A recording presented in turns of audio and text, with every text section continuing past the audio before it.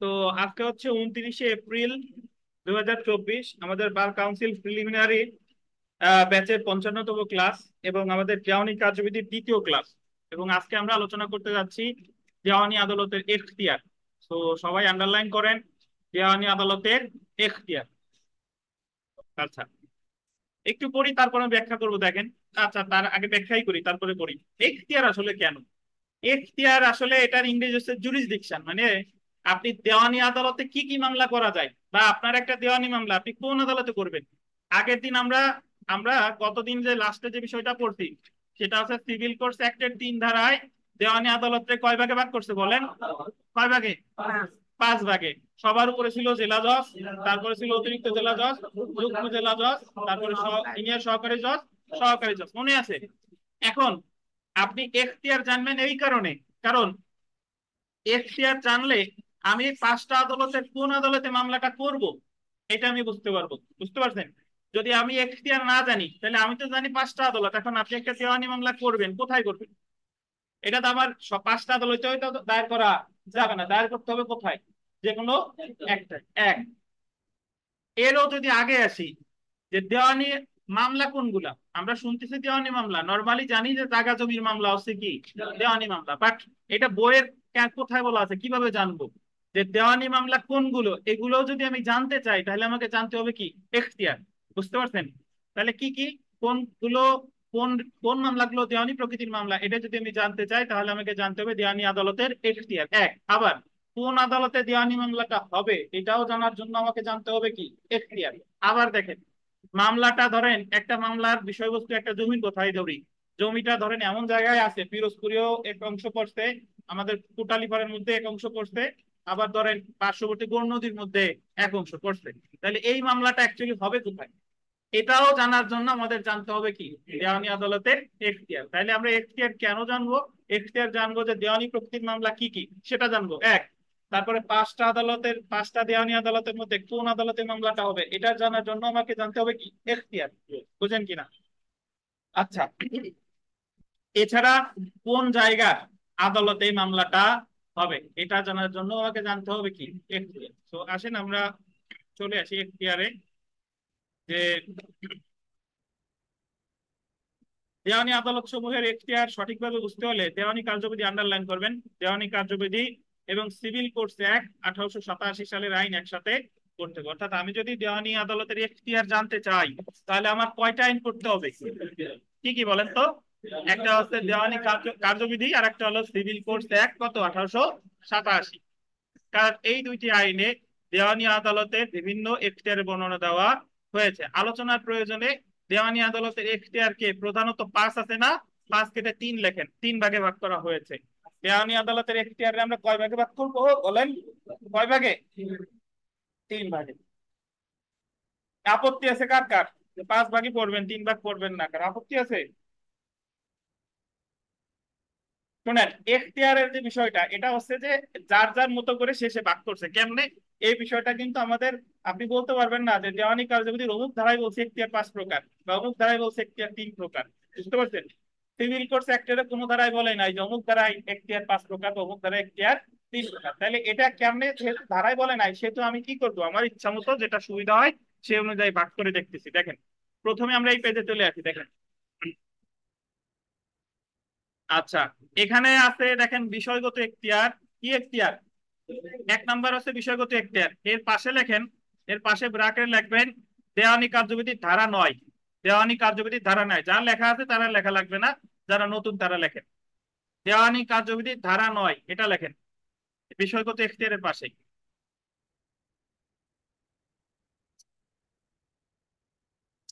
লিখছেন? আচ্ছা, 2 নাম্বারে যে আদি এখতিয়ারটা আছে না, আদি এখতিয়ারটা কেটে দেন, এক টান দিয়ে কেটে দেন। আদি এখতিয়ারটা কি হবে বলেন? কেটে দিবেন। কাটছেন?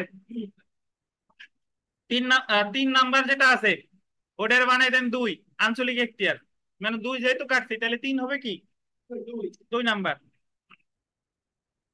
এই আঞ্চলিক এখতিয়ারের পাশে ব্র্যাকেটে আপনি লিখবেন দেওয়ানি কার্যবিধির ধারা 16 থেকে 20। দেওয়ানি কার্যবিধির ধারা 16 থেকে 20। কোথায় লিখবেন? আঞ্চলিক এখতিয়ারের পাশে। আঞ্চলিক এখতিয়ারের পাশে ডান সাইডে লিখবেন দেওয়ানি কার্যবিধির ধারা 16 থেকে 20।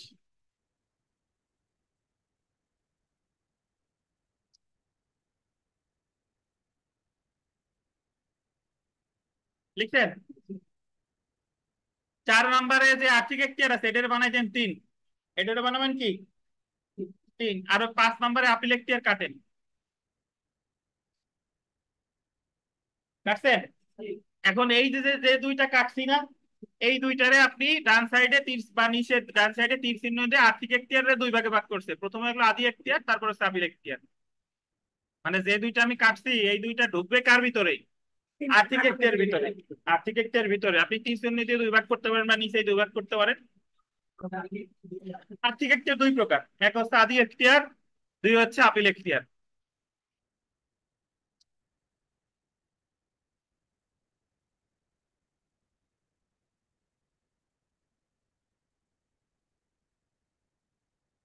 লিখছেন?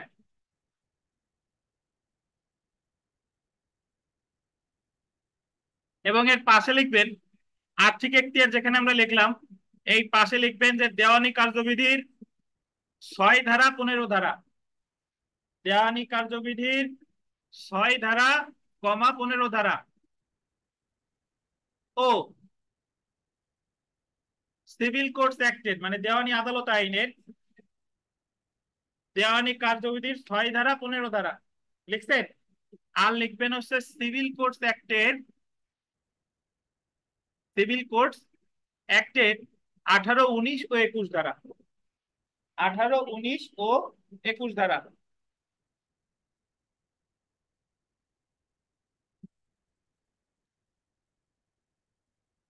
যারা যারা বুঝেন না আমি আবার বুঝাই দিই, শুনেন। বিষয়গত এখতিয়ারের সিভিল কোর্টস অ্যাক্টের 18, 19 ও 21 ধারা। অনলাইনে যারা আছেন আপনারা শুনতে পাচ্ছেন?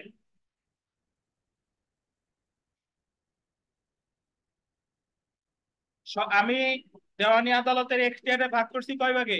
3 ভাগে। সবার উপরে বিষয়গত এখতিয়ার, এটা দেওয়ানি কার্যবিধির কত ধারা? 9 ধারা। তারপরে ভাগ করছি আঞ্চলিক এখতিয়ার, দেওয়ানি কার্যবিধির কত থেকে কত? 16 থেকে 20। আচ্ছা, তারপরে ভাগ করছি আর্থিক এখতিয়ার, এটাও ওরা আবার ভাগ করছি কয় ভাগে? 2 ভাগে। একটা হলো আদি এখতিয়ার আর একটা কি আপিল এখতিয়ার। তাহলে এই আর্থিক এখতিয়ার সম্পর্কে বলছে দেওয়ানি কার্যবিধির কত ধারা? 6 ধারা 15 ধারা। আর সিভিল কোড সেক্টর কত? 18, 19। 18, 19 আর কত? বুঝতে পারছেন? এই প্রশ্নটা যদি আপনি এখান থেকে দেখেন, আমাদের যখন রিটেনে পরীক্ষায় প্রশ্ন আসে যে বা আঞ্চলিক এখতিয়ার কি, দেওয়ানি কার্যবিধি অনুসারে আঞ্চলিক এখতিয়ার সমূহ ব্যাখ্যা করুন, বা দেওয়ানি আদালতের এখতিয়ার সম্পর্কে বিস্তারিত আলোচনা করুন। আচ্ছা, তাহলে আমরা প্রথমে চলে আসি বিষয়গত এখতিয়ার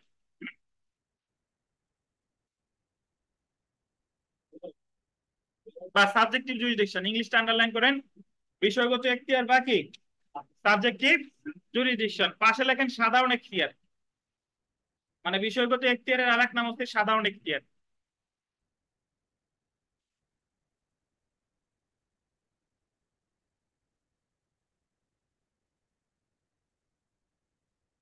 আচ্ছা, আমি আপনাদের যা বললাম বলেন তো, বিষয়গত এখতিয়ার সম্পর্কে কত ধারায় বলছে? কোন আইনের 9 ধারা? দেওয়ানি কার্যবিধি 9 ধারা। ধন্যবাদ। তাহলে আমরা পড়ি, দেখেন। দেওয়ানি কার্যবিধি 9 ধারায় দেওয়ানি আদালত গুলোকে আন্ডারলাইন করেন। কয় ধারায়? 9 ধারায়। দেওয়ানি আদালত গুলোকে গোল দিবেন দেওয়ানি প্রকৃতির, দেওয়ানি প্রকৃতির শব্দটা গোল দেন। দেওয়ানি প্রকৃতির মকদ্দমার বিচার করার সাধারণ এখতিয়ার দেওয়া হয়েছে। দেওয়ানি আদালত সমূহ কোন ধরনের মকদ্দমার বিচার করতে পারে বা করার এখতিয়ার আছে তা দেওয়ানি কার্যবিধির আন্ডারলাইন করে 9 ধারায় বর্ণনা করা হয়েছে। দেখেন, দেওয়ানি কার্যবিধির 9 ধারায় বলা হয়েছে যে আদালতের এখানে বর্ণিত বিধানাবলী সাপেক্ষে সকল প্রকার দেওয়ানি প্রকৃতির বিচার করার এখতিয়ার থাকবে। আন্ডারলাইন করবেন, কেবল সেই সকল মকদ্দমা ব্যতীত যেইগুলো বিচারার্থে গ্রহণ প্রত্যক্ষ বা পরোক্ষভাবে বারিত করা হয়েছে। এই কেবল থেকে বারিত হয়েছে পর্যন্ত আন্ডারলাইন করেন। আচ্ছা, একটু বুঝেন। এখানে বলতেছে যে দেওয়ানি আদালত কয়টা? 5টা। সকল প্রকার দেওয়ানি মামলা করা যাবে, শুধুমাত্র সেইগুলো ছাড়া যেগুলো ব্যাপারে নিষেধ করা হয়েছে। বুঝলেন কিনা? বলতেছে দেওয়ানি আদালতে সকল প্রকার কি মামলা, দেওয়ানি মামলা করা যাবে, শুধুমাত্র কোনগুলো ছাড়া, যেগুলোর ব্যাপারে কি নিষেধ। এখন এতটুকু পরে আমরা ক্লিয়ার না, এতটুকু পরে এখনো বুঝলাম না যে দেওয়ানি মামলা, বুঝলাম তো দেওয়ানি মামলা করা যায়, বাট দেওয়ানি মামলা কোনগুলো সেটা এখনো বুঝি নাই। ধরেন আপনি দেওয়ানি মামলা কি জানেননি টোটাল, বাট আমি জানি যে যদি কোনো মামলা দেওয়ানি মামলা হয় সেটা দেওয়ানি আদালতে করা যাবে, যদি আইনে কি না থাকে, নিষেধ না থাকে। তাহলে এইটুকু করে কি বোঝা গেল যে সকল দেওয়ানি মামলা কি দেওয়ানি আদালতে করা যাবে? যদি নিষেধ না থাকে যাবে। অনেক মামলা আছে দেওয়ানি প্রকৃতির, বাট দেওয়ানি আদালতে করা যাবে না। কেন যাবে না? কারণ ওই ব্যাপারে কি থাকতে পারে, নিষেধ থাকলে করা যাবে না। বুঝতে পারছেন? আপাতত এইটুকু বুঝেন। আচ্ছা, পরের পরের সুতরাং থেকে দেখেন, সুতরাং দেওয়ানি আদালত কর্তৃক কোন মোকদ্দমা বিচার হওয়ার ক্ষেত্রে নিম্নলিখিত গোল দিবেন, দুইটি শর্ত পূরণ করতে হবে। কয়টা? দুইটা। যথা দেখেন, আন্ডারলাইন করবেন, মোকদ্দমাটি অবশ্যই দেওয়ানি প্রকৃতির হতে হবে। যে the suit must be of civil nature. দেওয়ানি প্রকৃতির মামলার ইংরেজি কি? Suits of civil nature. বুঝতে পারছেন? এবং মোকদ্দমাটি আন্ডারলাইন করেন, বিচারার্থে গ্রহণ করতে দেওয়ানি আদালত প্রত্যক্ষ বা পরোক্ষভাবে বারিত হবে না। দেওয়ানি আদালতে বারিত হবে না মানে ওই মামলাটা বিচার করার ক্ষেত্রে কি হবে না, বারিত হবে না। অনেকে বারিত বুঝেন না, বারিত মানে হলো নিষেধ করা। বুঝতে পারছেন? মানে যদি নিষেধ করা নাই, যদি কোনো মামলা দেওয়ানি প্রকৃতির হয় এবং দেওয়ানি আদালতে দায়ের করতে নিষেধ করা নাই, তাহলে ওই মামলা দেওয়ানি আদালত হবে, কোনো সমস্যা না। আপনাদের বোঝার সাথে একটু বলি শুনেন। নর্মালি আমি এইভাবে চিন্তা করেন যে পারিবারিক আদালতের মামলা, যেটা এই যে খোরপোশ মানে হলো ভরণ পোষণ, বিবাহ বিচ্ছেদ, তারপরে দাম্পত্য সম্পর্ক পুনরুদ্ধার, অভিভাবকত্ব, এই মামলাগুলো দেওয়ানি নেচারের, যেহেতু মারামারি রিলেটেড না, ফৌজদারি মামলা না, এটা কি মামলা, দেওয়ানি মামলা। বাট এটা দেওয়ানি আদালতে হয় না। কেন হয় না? কারণ নিষেধ আছে। এই মামলাগুলো হয় কোথায়? পারিবারিক আদালত। বুঝতে পারছেন? তাহলে যদিও দেওয়ানি প্রকৃতির মামলা, কিন্তু যেহেতু নিষেধ আছে তাই দেওয়ানি আদালতে কি হয় না। বুঝতে পারছেন? আবার সরকারি চাকরিজীবীদের চাকরি রিলেটেড মামলা, এটা দেওয়ানি প্রকৃতির মামলা। ওই যে বেতন ভাতা পাচ্ছে না, পদোন্নতি হচ্ছে না, এগুলো সব দেওয়ানি প্রকৃতির, বাট দেওয়ানি আদালতে হবে না। কেন হবে না? নিষেধ আছে। এই মামলা হয় অ্যাডমিনিস্ট্রেটিভ ট্রাইব্যুনালে। কোথায়? Administrative tribunal. বুঝতে পারছেন? তার মানে দেওয়ানি প্রকৃতির হলেই কিন্তু দেওয়ানি আদালতে মামলা হবে না। আচ্ছা, স্যার এনআই এর মামলাটা কোন না স্যার, দেওয়ানি না বুঝতে ফৌজদারি। আচ্ছা দেখেন, এবার আমরা চলে আসি দেওয়ানি প্রকৃতির মকদ্দমা। আন্ডারলাইন করেন, দেওয়ানি প্রকৃতির মকদ্দমা suits of a civil nature. Underline করেন। সো যদি আপনাকে বলে যে দেওয়ানি প্রকৃতির মকদ্দমা সম্পর্কে সংজ্ঞা দেওয়া হয়েছে কত ধারায়, কত ধারায়? 9 ধারায়। Suits of a civil nature 9 ধারায়। দেখেন, দেওয়ানি কার্যবিধির 9 ধারায় দেওয়ানি প্রকৃতির মকদ্দমার আন্ডারলাইন করবেন সংজ্ঞা দেওয়া হয়েছে। তো যদি আপনাকে বলে যে দেওয়ানি প্রকৃতির মামলার সংজ্ঞা দেওয়া হয়েছে কত ধারায় ভাই, কত ধারায়? 9 ধারায়। দেখেন, 9 ধারার ব্যাখ্যায় বিধান করা হয়েছে যে মকদ্দমায় গোল দিবেন সম্পত্তি, পাইছেন? বাত একটা গোল দেন, সম্পত্তি গোল দিছেন, বাত একটা গোল দিছেন, পদের অধিকার একটা গোল দেন। মোট গোল কয়টা? তিনটা। দেখেন, সম্পত্তি বা কিসের অধিকার, পদের অধিকার সম্পর্কে প্রতিদ্বন্দ্বিতা হয়, আন্ডারলাইন করেন, সেই মকদ্দমা দেওয়ানি প্রকৃতির, যদিও উক্ত অধিকার সম্পূর্ণরূপে ধর্মীয় আচার, আন্ডারলাইন করেন, বা উৎসব সম্পর্কিত সিদ্ধান্তের উপর নির্ভর করতে পারে। এটার অর্থ কি? এটা আমি বলি শুনেন। বলতেছে যে 9 ধারায় পরে এসে বলতেছে যে সকল প্রকার সম্পত্তি রিলেটেড মামলা হলো দেওয়ানি প্রকৃতির মামলা। সম্পত্তি কয় প্রকার,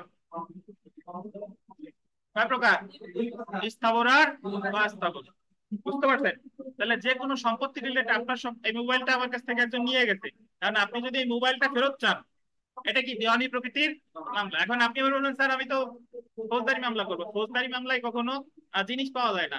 ফৌজদারি মামলায় আসামির হয় কি, শাস্তি। বুঝতে পারছেন? আর আপনি যদি মোবাইলই পাইতে চান তাহলে আপনার কি মামলা করতে হবে, দেওয়ানি মামলা। বুঝতে পারছেন? তাহলে সকল প্রকার সম্পত্তি আপনার একজন বেদখল করছে, তাহলে জমির দখল ফেরত পাওয়ার জন্য কি মামলা করবে, দেওয়ানি। বুঝেন? তাহলে সম্পত্তি বলতে কি কি সম্পত্তি, স্থাবর আর অস্থাবর। এবার আসেন পদের অধিকার। পদের অধিকার কি? পদের অধিকার মানে হচ্ছে যে আপনার পদোন্নতি দিচ্ছে না। বুঝতে পারছেন? অথবা হতে পারে যে একজন লোক আপনার মানে আপনার এক লোক বাচ্চা এসে একজনের কাছে বলতেছে যে শিকার বলতেছে যে সে হচ্ছে আপনার নাটক দেখেন না, হঠাৎ একজন ব্যক্তি এসে বলতেছে একজন বৃদ্ধ যে আমি হচ্ছে আপনার ছেলে, বুঝতেছেন? কিন্তু বৃদ্ধ লোক ধরেন মানতেছে না যে সে ওর ছেলে। তাহলে যে দাবি করতেছে যে পিতৃত্বের অধিকার চাইতেছে সে দেওয়ানি মামলা করবে, যাতে আদালত তাকে শুনে কিসের অধিকার দেওয়া হোক, পদের অধিকার দেওয়া হোক। বুঝেন কিনা? করোনার সময় করোনার সময় আমরা হিন্দু ধর্মাবলম্বী হলে অনেক শ্মশানে লাশ পোড়াইতে দেয় নাই, মুসলিম হইলে অনেক জায়গায় কবর দিতে দেয় নাই, বা অনেক আমাদের হরিজন সম্প্রদায় আছে, দলিত সম্প্রদায় আছে, অনেক এখনো আমাদের বৈষম্য হয়। এক রেস্টুরেন্টে খাইতে গেছে বগুড়া না কোথায়, তারে খাইতে দেয় নাই। তো এই যে যে তাদের সাথে যে বৈষম্য, সে যদি মামলা করে, এটা কিসের অধিকার বলেন তো? তার অধিকার। এই যে লাশ পোড়াইবার অধিকার, তারপরে আপনার ভোট দেওয়ার অধিকার, এই সকল সব পদের অধিকার, এইগুলো রিলেটেড মামলা হোক কি মামলা? দেওয়ানি প্রকৃতির মামলা। তাহলে সহজ ভাষায় বোঝায়, যদি আপনাকে বলে কোন কোন মামলা হলো দেওয়ানি প্রকৃতির মামলা, সম্পত্তি বা কি। আমাদের 2022 সালের পরীক্ষায় জাবের সাহেবরা যেবার পরীক্ষা দিছে, ওইবার প্রশ্ন আসছে 23 সালের পরীক্ষায়, না 22, 22 না 23 হলো, 22। দেখেন পরীক্ষায় প্রশ্ন আসছে যে কোন কোন দেওয়ানি প্রকৃতির মামলা বলতে কোন কোন অধিকার বোঝায়। একটা ছিল সম্পত্তি বা পদের অধিকার, সম্পত্তি এবং পদের অধিকার, কোনটা বলে? এবং বললে দুইটাই একসাথে হওয়া লাগবে, দ্যাট মিন সম্পত্তিও লাগবে পদের অধিকারও লাগবে। আর বা মানে কি? যে কোনো একটা, কারণ আপনার তো সবসময় তো পদের অধিকার দরকার নাই, আমি তো সম্পত্তির অধিকারও চাইতে পারি। জি। তো যদি বলে যে দেওয়ানি প্রকৃতির মামলা বলতে কি কি বুঝাই ভাই? সম্পত্তি বা পদের অধিকার। বুঝতেন না? আচ্ছা, আমরা একটু ইংলিশটা দেখবো। দেখেন, a suit in which, underline point, the right to property, এই এই তিনটা শব্দ বলতেন। রাইট টু প্রপার্টি মানে সম্পত্তির অধিকার। রাইট টু প্রপার্টি মানে কি? সম্পত্তির অর এক বলতেন, অর একটা বল দিছেন। আর লিখবেন টু এন অফিস, অফিস শব্দটা বলতেন। Right to office and right to property. Right office মানে অফিস আদালতে বসি সেটা বোঝায় নাই, অফিস মানে বোঝাচ্ছে পদের অধিকার। বুঝতে পারছেন? তো রাইট টু প্রপার্টি মানে সম্পত্তির অধিকার, রাইট টু অফিস মানে কি? পদের অধিকার। অনেক সময় ইংলিশও আসতে পারে, তো আমাকে ইংলিশটাও জানতে হবে। is contested is a suit of a civil nature notwithstanding that such right may depend entirely on the decision of question as to religious rites or ceremonies. তো যদিও এটা বলতেছে যে ধর্মীয় আচার বা উৎসব সম্পর্কিত হতে পারে। সো এখানে আপনাকে যে জিনিস দুইটা মনে রাখতে হবে, আমরা দুইটা জিনিস এখানে পড়লাম 9 ধারায়। দেখেন যে প্রথমত দেওয়ানি আদালতে সকল প্রকার দেওয়ানি প্রকৃতির মামলা দায়ের করা যায়, যদি কি না থাকে, নিষেধ না থাকে। একটা অংশ পড়লাম, আর একটা অংশ হলো সেকেন্ড পার্টে ব্যাখ্যা করছে যে দেওয়ানি প্রকৃতির মামলা কি। দেওয়ানি প্রকৃতির মামলা বলতে কয়টা অধিকার? সম্পত্তির অধিকার আর কি, বুঝতে পারছেন?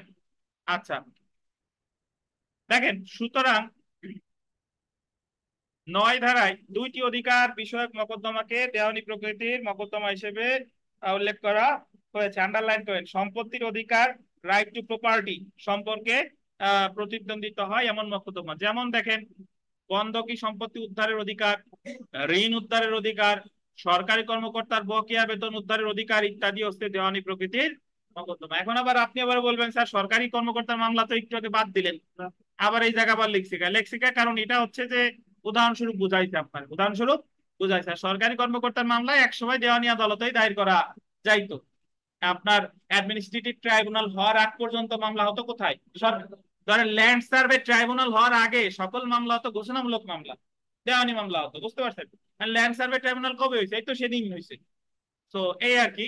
তো যদি আপনাকে বলে বন্ধকি সম্পত্তি উদ্ধারের অধিকার কি, ধরেন আমি একটা মোবাইল বন্ধক রাখছি টুটুল বাক্তির কাছে, 5,000 টাকা নিছিলাম, এখন আমি 5,000 টাকা দিছি আর আমার মোবাইল আর ফেরত দিচ্ছে না, তখন আমি মোবাইল ফেরত পাওয়ার জন্য কি মামলা করব?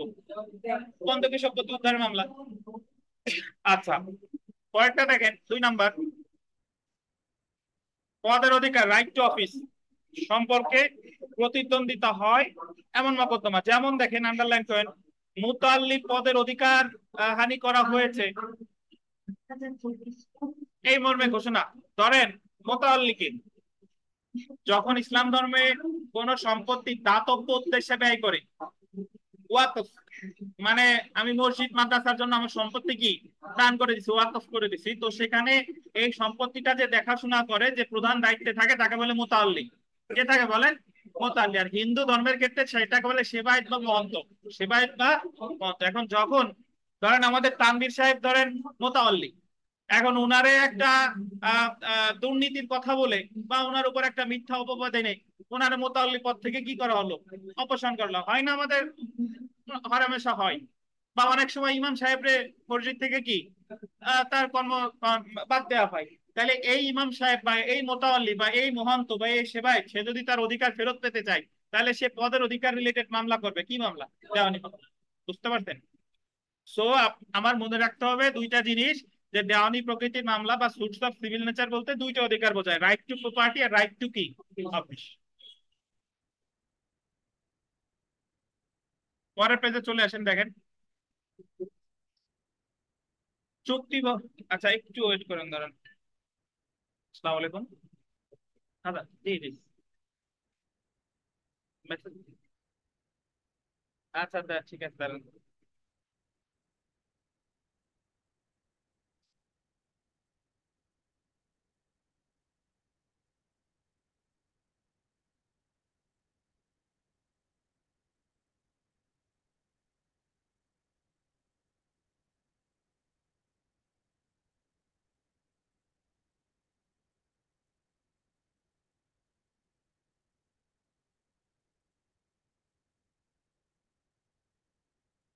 আচ্ছা দেখেন, তাহলে পরের পেজে চলে আসেন ভাই।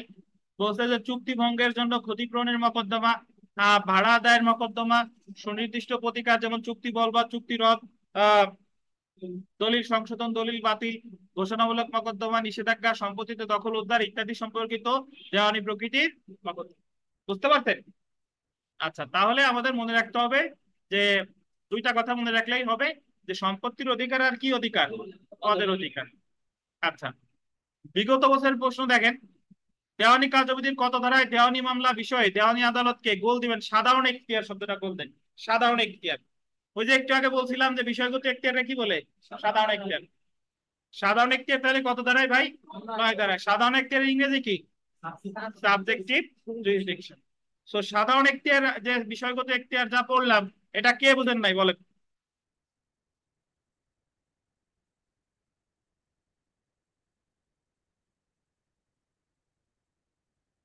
এই আপনি সুস্থ আছেন? কয়েকদিন জিজ্ঞেস করছি আপনার কথা, যে কি অবস্থা হলো ওনার। আচ্ছা, 2 নাম্বার প্রশ্নটা দেখেন, আমাদের সেলফ প্র্যাকটিসে 2 নাম্বার ভাই। দেওয়ানি কার্যবিধি ড্যাশ ধারায় দেওয়ানি প্রকৃতির মকদ্দমা বা সুট অফ সিভিল নেচার, এটা আন্ডারলাইন করেন। সুট অফ সিভিল নেচার বা আলোচনা করা হয়েছে কত ধারায় বলেন? কত ধারায়? 9 ধারায়। পরেরটা দেখেন, যে বাড়িত না হলে, আন্ডারলাইন করেন, বাড়িত না হলে মানে কি? বাড়িত না হলে দেওয়ানি আদালত সকল প্রকারের দেওয়ানি মকদ্দমা বিচার করতে পারবে। এই কথাটা বলছে কয় ধারায়? 9 ধারায়। 4 নাম্বারটা দেখেন, courts to try all civil suits unless barred. এই যে কোর্টস টু ট্রাই মানে আদালত, to try all civil suits আদালত সকল মামলার বিচার করবে, দেওয়ানি মামলার বিচার করবে, আনলেস বার্ড মানে হচ্ছে যদি বাড়িত না হয়। বুঝতে পারছেন? কত ধারায় বলছে? তো এটা মনে রাখতে হবে। বুঝতে পারছেন?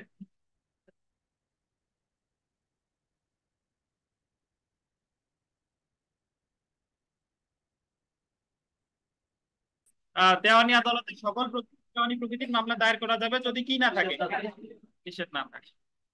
5 নম্বর প্রশ্নটা খুবই গুরুত্বপূর্ণ, দেখেন একবার এসেছিল, যে যে মকদ্দমায় ড্যাশের প্রতিদ্বন্দ্বিতা হয় সেই মকদ্দমা দেওয়ানি প্রকৃতির মকদ্দমা। কিসের প্রতিদ্বন্দ্বিতা ভাই?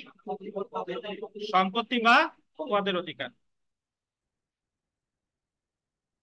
আচ্ছা, আর যদি আপনাকে এখন বিষয়গত এখতিয়ার, তাহলে আমরা এখতিয়ার মোট পড়ছি কয়টা ভাই?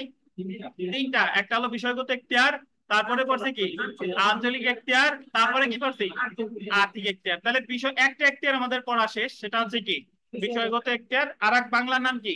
সাধারণ এখতিয়ার, আর ইংরেজিতে বলে সাবজেক্টিভ জুরিসডিকশন। এবার আমরা চলে আসবো, দেখেন আগে আমরা পড়বো আর্থিক এখতিয়ার, আদালতের আর্থিক এখতিয়ার। এখানে চলে আসেন, ওই যে দেখেন আদি এখতিয়ার আগে আছে, ওই আদি এখতিয়ারটা আমরা পরে পড়বো। আগে আর্থিক আর্থিক, কারণ আদি এখতিয়ারটা ঢুকে গেছে কিসে আমাদের? আর্থিক এখতিয়ারের মধ্যে। বুঝেন কিনা? বুঝতে পারছেন? তাহলে আদালতের আর্থিক এখতিয়ারে আসেন। আচ্ছা, আর্থিক এখতিয়ারে আসার আগে আমরা জানি, আমি আমি একটু আগে আপনাদের লেখাইছি যে আর্থিক এখতিয়ার সম্পর্কে কোন কোন ধারায় বলছে। দেওয়ানি কার্যবিধির 6 ধারা, 16 না, দেওয়ানি কার্যবিধির 6 ধারা, দেওয়ানি কার্যবিধির 15 ধারা, তারপর সিভিল কোড সেক্টর 18, 19 আর কত 21, বুঝছেন? আচ্ছা, তাহলে সবার আগে আমরা একটু পড়ি, তারপরে ব্যাখ্যা দিই। দেখেন, আদালতের আর্থিক এখতিয়ার আন্ডারলাইন করেন এবং আর্থিক এখতিয়ারের পাশে ব্র্যাকেটে লিখবেন পিকুইনিয়ারি জুরিসডিকশন। আমি বলে দিই শুনেন, PECU, PECUNIARY।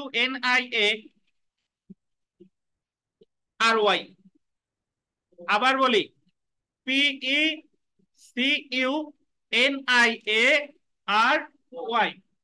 জুরিসডিকশন মানে লেখেন JURISDICTION।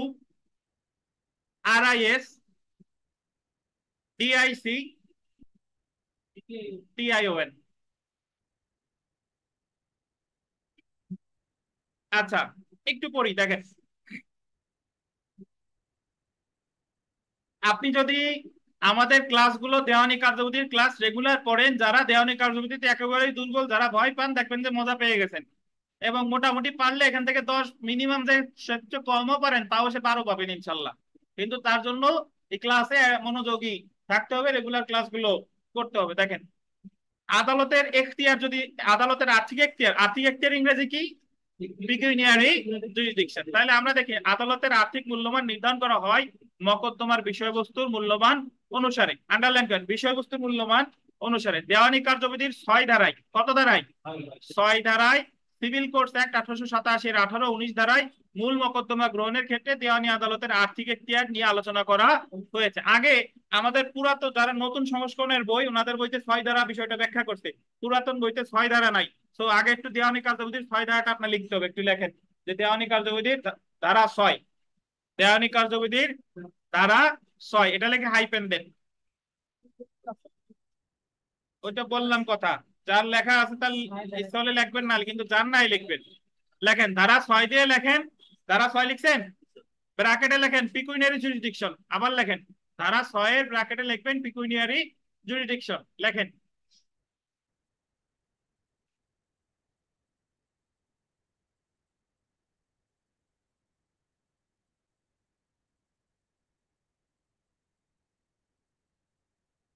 লিখছেন?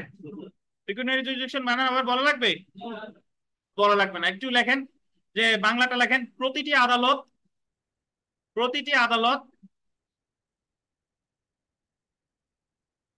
তার আর্থিক এখতিয়ারের সীমার মধ্যে বিচার করবে।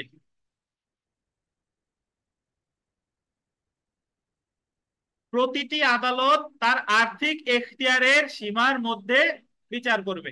লিখছেন?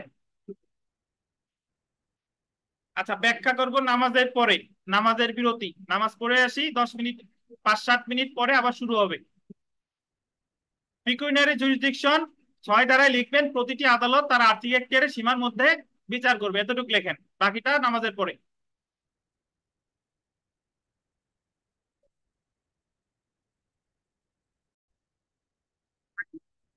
দেখেন, আমরা বিরতির পর শুরু করি। 6 ধারা আমরা লিখিয়েছিলাম, ওখানে লেখা আছে যে প্রতিটি আদালত তার আর্থিক এখতিয়ারের সীমার মধ্যে বিচার করবে। এখানে প্রতিটি আদালত বলতে কি দেওয়ানি আদালত না ফৌজদারি আদালত? অবশ্যই দেওয়ানি আদালত, কারণ ধারাটা তো দেওয়ানি কার্যবিধির, ধারাটা দেওয়ানি কার্যবিধির। তাহলে প্রতিটা আদালত বলতে বোঝাচ্ছে দেওয়ানি আদালত মোট কয়টা? 5টা। সবার উপরে জেলা জজ, অতিরিক্ত জেলা জজ, যুগ্ম জেলা জজ, সিনিয়র সহকারী জজ, সহকারী। এখন আমরা একটু পরে পড়বো যে ওই যে বললাম না সিভিল কোড সেক্টর 18, 19 আর 21, ওখানে আমি একটা জিনিস একটু পড়বো, তার আগে একটু বলে দিই শুনেন যে ওই জায়গায় এই 5টা আদালতের মধ্যে সকল আদালতের এক একটা আর্থিক লিমিট আছে, যে এত লাখ টাকা পর্যন্ত বা এত কোটি টাকা পর্যন্ত এই আদালত, তারপর এত থেকে এত এই আদালত, এত থেকে এত এই আদালত, এত থেকে এত এই আদালত। বুঝতে পারছেন? এখন তাহলে ধরেন সহকারী জজের লিমিট 15 লাখ, সিনিয়র সহকারী জজের লিমিট 25 লাখ। এখন তাহলে এখানে বোঝাচ্ছে যে প্রতি 6 ধারা অনুসারে প্রতিটা আদালতের যতটুকু লিমিট সে তার মধ্যে থেকেই দেওয়ানি মামলার বিচার করবে, এর বেশি সে যাবে না। বুঝেন কিনা? বেশিও যাবে না, কমও যাবে না। তার যে একটা আইনের সীমা দিয়ে দিয়েছে, সেই সীমার মধ্যে ওই আর্থিক এখতিয়ারের মধ্যেই সে বিচারটা করবে। এই কথাটাই বলছে দেওয়ানি কার্যবিধির কত দ্বারাই। বুঝতে পারছেন 6 ধারা বিষয়বস্তু? 6 ধারা ওনারা একটা সীমা করে দিছে যে এর বাইরে উনি যেতে পারবে না। আচ্ছা, তারপরের লাইনটা পড়বো, দেখেন একটু বিরতির আগেই পড়তেছিলাম। ওই যে দেখেন যে দেওয়ানি কার্যবিধির 6 ধারা এবং সিভিল কোর্টস অ্যাক্ট 1887 18, 19 ধারায় মূল মোকদ্দমা গ্রহণের ক্ষেত্রে দেওয়ানি আদালতের আর্থিক এখতিয়ার নিয়ে আলোচনা করা হয়েছে। সিভিল কোর্টস অ্যাক্টের 18 ধারা অনুসারে জেলা জজ, বল দেবেন, জেলা জজ ও যুগ্ম জেলা জজের আর্থিক এখতিয়ার দেওয়ানি কার্যবিধির 15 ধারার শর্ত সাপেক্ষে মূল বা আদি এখতিয়ার আদি মোকদ্দমার ক্ষেত্রে বিস্তৃত। এটার অর্থ আসলে কি? এটার অর্থ আসলে হচ্ছে যে 18 ধারা অনুসারে বলতেছে জেলা জজ এবং যুগ্ম জেলা জজের যে আর্থিক এখতিয়ার দেওয়ানি কার্যবিধির 15 ধারার শর্ত সাপেক্ষে মূল বা আদি এখতিয়ার ক্ষেত্র বিস্তৃত। আচ্ছা, এটা আমি বুঝি নাই, সহজ কথায় বোঝা যাচ্ছে না। এরপরে আমি একটু পড়ে আসি, তারপরে দেখেন, তাহলে বুঝবেন যে জেলা জজ বা যুগ্ম জেলা জজ কত টাকা মূল্যমানের মোকদ্দমার বিচারের জন্য আমলে নিতে পারে সেটার কোনো আন্ডারলাইন করবে না, আর্থিক সীমা 18 ধারায় উল্লেখ করা হয়নি। তার মানে জেলা জজ এবং যুগ্ম জেলা জজ কত টাকা পর্যন্ত মামলার বিচার করবে এটার কোনো আর্থিক মূল্যমান কি এই কোন কোন আইনের 18 ধারায় বলে নাই? সিভিল কোর্টস অ্যাক্টের 18 ধারায়।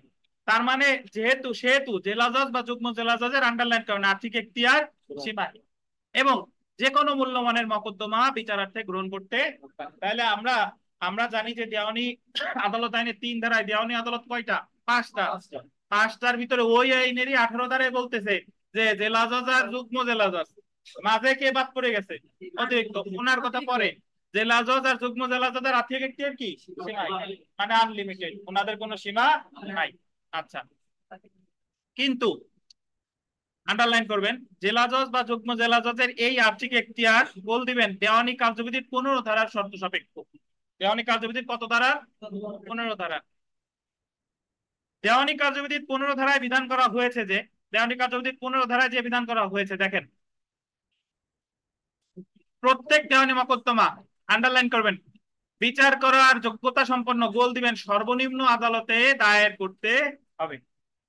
ইংলিশটাও আন্ডারলাইন করবেন, every suit shall be instituted in the courts of the lowest grade competent to try. আচ্ছা, একটু বুঝেন, একটু বুঝতে হবে, জায়গা বোঝার বিষয় আছে। আমাদের প্রথমত পড়লাম যে আর্থিক এখতিয়ার 2টা ধারায় বলছে, 6 ধারা 15 ধারা। দেওয়ানি কার্যবিধি 2টা ধারা, 6 ধারা 15, আর সিভিল কোর্টস অ্যাক্টের 18 19 আর কত 21। আচ্ছা, আমরা দেওয়ানি কার্যবিধির 6 ধারায় পেলাম যে প্রতিটা দেওয়ানি আদালত তার আর্থিক এখতিয়ারের সীমার মধ্যে বিচার করবে।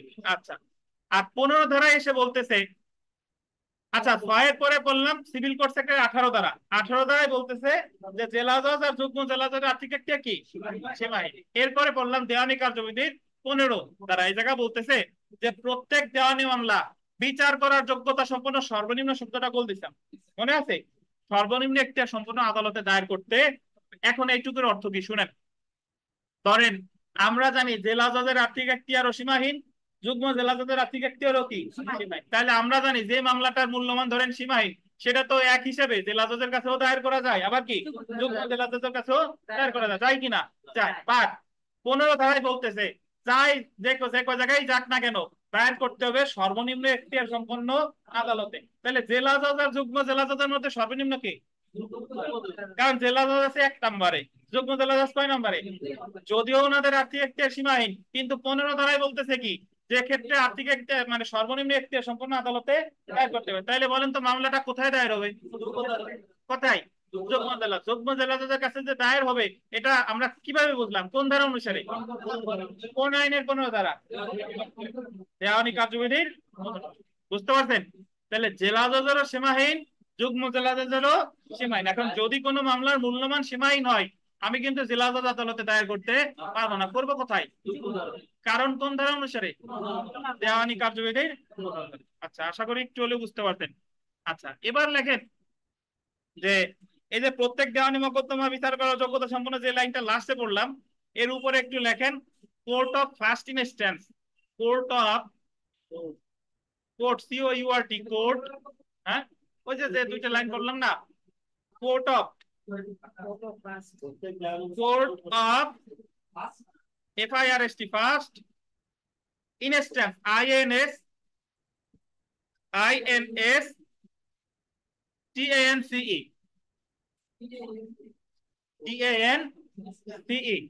ইনস্ট্যান্স লিখছেন,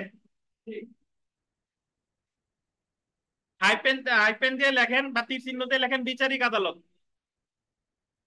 আবার বলি court of first instance, COURT, court, OF of FIRST, hyphen দিয়ে বা চিহ্ন তীর চিহ্ন দিয়ে লেখেন বিচারিক আদালত, বা ব্র্যাকেটে লেখেন যে আদালতে মূল মামলা দায়ের করা যায়, যে আদালতে মূল মামলা দায়ের করা যায়।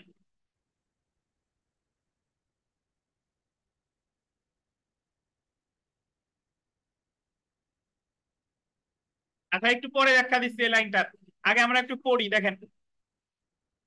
সিভিল কোর্টস অ্যাক্ট 1887 এর 18 ধারা অনুসারে জেলা জজ বা যুগ্ম জেলা জজ উভয়ের মূল মোকদ্দমা বিচারার্থে গ্রহণের এখতিয়ার থাকলেও দেওয়ানি কার্যাবলীর 15 ধারা অনুসারে বিচার করার সর্বনিম্ন আদালতে মোকদ্দমা দায়ের করতে হবে। যেহেতু জেলা জজ অপেক্ষা যুগ্ম জেলা জজ আন্ডারলাইন করে নিম্ন স্তরের আদালত, সেহেতু যে কোনো মূল্যমানের মোকদ্দমা যুগ্ম জেলা জজের নিকট দায়ের করা যায়, যে জেলা জজের নিকট দায়ের করার প্রয়োজন নাই। যেমন দেখেন, এ বি এর বিরুদ্ধে 1 কোটি টাকা মোকদ্দমার দায়ের করে। যেহেতু দেওয়ানি কার্যবিধির 15 ধারা অনুসারে বিচার করার এখতিয়ার সম্পন্ন সর্বনিম্ন আদালতে মোকদ্দমা দায়ের করতে হবে, এবং যেহেতু জেলা জজ অপেক্ষা যুগ্ম জেলা জজ নিম্ন স্তরের আদালত, সেহেতু মোকদ্দমাটি যুগ্ম জেলা জজের নিকট দায়ের করতে হবে। তাইলে যে জায়গায় আমার দুই জায়গায় দায়ের করা যাচ্ছে, বাট নিচের যেটা সেখানে আমার দায়ের করতে হবে, এই কথাই বলছে দেওয়ানি কার্যবিধির কত ধারায়? 15 ধারায়। আচ্ছা, আমরা চলে আসি দেওয়ানি কার্যবিধির 19 ধারা পড়বো। দেখেন, অন্যদিকে অন্যদিকে সিভিল কোর্টস অ্যাক্ট 1887 এর 19 ধারা অনুসারে আন্ডারলাইন করে সিনিয়র সহকারী জজ এবং সহকারী জজের আর্থিক আর্থিক সহকারী জজের এখতিয়ার সকল মোকদ্দমার মূল্যমান যথাক্রমে, এই জায়গা যাদের যাদের 2 লাখ আছে, পুরাতন বই হলে 2 লাখ আছে, সেই জায়গা লিখবেন 15 লাখ। 2 আছে কারো? যার 2 লাখ আছে সে লিখবেন কত? 15 লাখ। 2 লক্ষ আর বাংলায় 15 লাখ লিখবেন। লিখছেন?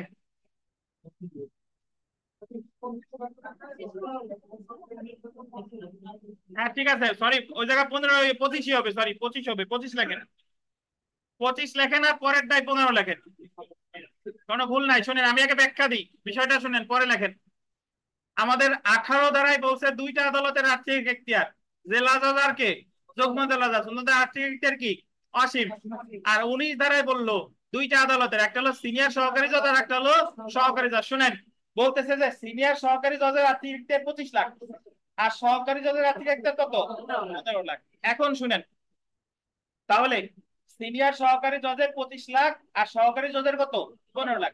তাহলে যে মামলাটা এক হিসাবে যদি এইভাবে চিন্তা করেন যে মামলা মূল্যমান 10 লাখ টাকা, তাহলে 10 লাখ টাকা হলে এই 19 ধারা অনুযায়ী 10 লাখ টাকা তো তাহলে সিনিয়র সহকারী জজ যেহেতু 25 লাখ পর্যন্ত ওনার কাছেও যায়, আবার সহকারী জজ 15 লাখ, 10 লাখ, তাহলে তো দুইটার যে কোনো জায়গায় যায়, দুই জায়গায় যায়। বাট করতে হবে কোথায়? সহকারী জজের কাছে। কত ধারার শর্ত অনুসারে? 15 ধারার শর্ত। 19 ধারা কেন? 15 ধারার শর্তানুসারে, ওই যে বিচার করার ক্ষমতা সম্পন্ন সর্বনিম্ন আদালতে দায়ের করতে হবে। বুঝতে পারছেন? তাহলে একটা জিনিস শুনেন, যে তাহলে আমরা জানি দেওয়ানি আদালত মোট কয়টা? 5টা। কিন্তু এই 18 আর 19 পয়টা আমরা আর্থিক এখতিয়ার পাইলাম কয়টা? নায়িকা অতিরিক্ত জেলা জজ, অতিরিক্ত জেলা জজ। তাইলে আমরা এতটুকু পরে বুঝলাম যে দেওয়ানি মামলা দায়ের করা যায় 4টে আদালতে। কয়টা আদালতে? একটা আদালতের এখতিয়ার নাই, সে হলো কি? অতিরিক্ত জেলা জজ। অর্থাৎ এই যে যে 4টা আদালতে যে মূল মামলা দায়ের করা যায়, এই 4টা আদালতে বলে court of first instance. Court of কি? First instance. অর্থাৎ যে আদালতে মূল দেওয়ানি মামলা দায়ের করা যায় সেই আদালতটাই বলে কি? Court of first instance. তাহলে বলেন তো অতিরিক্ত জেলা জজ কি কোর্ট অফ ফার্স্ট ইনস্ট্যান্স কিনা? কারণ ওখানে মূল মামলা দায়ের করা যায়। আচ্ছা দেখেন, তাহলে আমরা যে জায়গা পড়তেছিলাম এই জায়গা পড়ি। যার ওই যে 2 আছে ওই জায়গা কেটে 25 লেখেন, সরি। আর যার 4 লাখ আছে এই জায়গা কেটে লিখবেন কত? আচ্ছা, এত দিয়ে কাম নাই, আপনারা এই জায়গায় একটু বইতেও ভুল আছে, এই জায়গায় আপনি লেখেন সিনিয়র সহকারী জজ, এক জায়গায় লেখেন সমান সমান 25 লাখ, আর সহকারী জজ সমান সমান লেখেন 15 লাখ। এটা লিখলে ঝামেলা শেষ।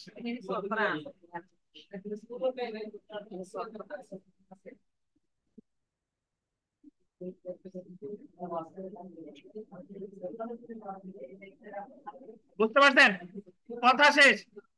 সিনিয়র সহকারী জজ সমান সমান কত? 25 লাখ। আর সহকারী জজ কত? এখন যে মামলার মূল্যমান 10 লাখ, এক হিসেবে সিনিয়র সহকারী জজের কাছেও যায়, সহকারী জজের কাছেও যায়, বাট করতে হবে কোথায়?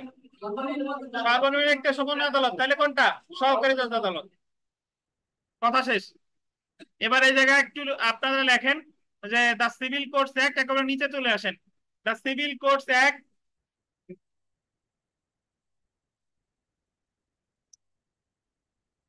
দ্য সিভিল কোর্টস অ্যাক্ট 1887 লেখেন।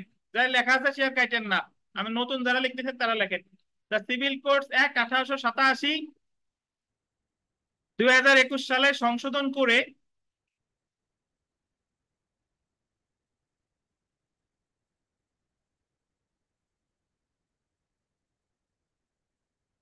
2021 সিভিল কোর্টস অ্যাক্ট 1887 2021 সালে লেখছেন।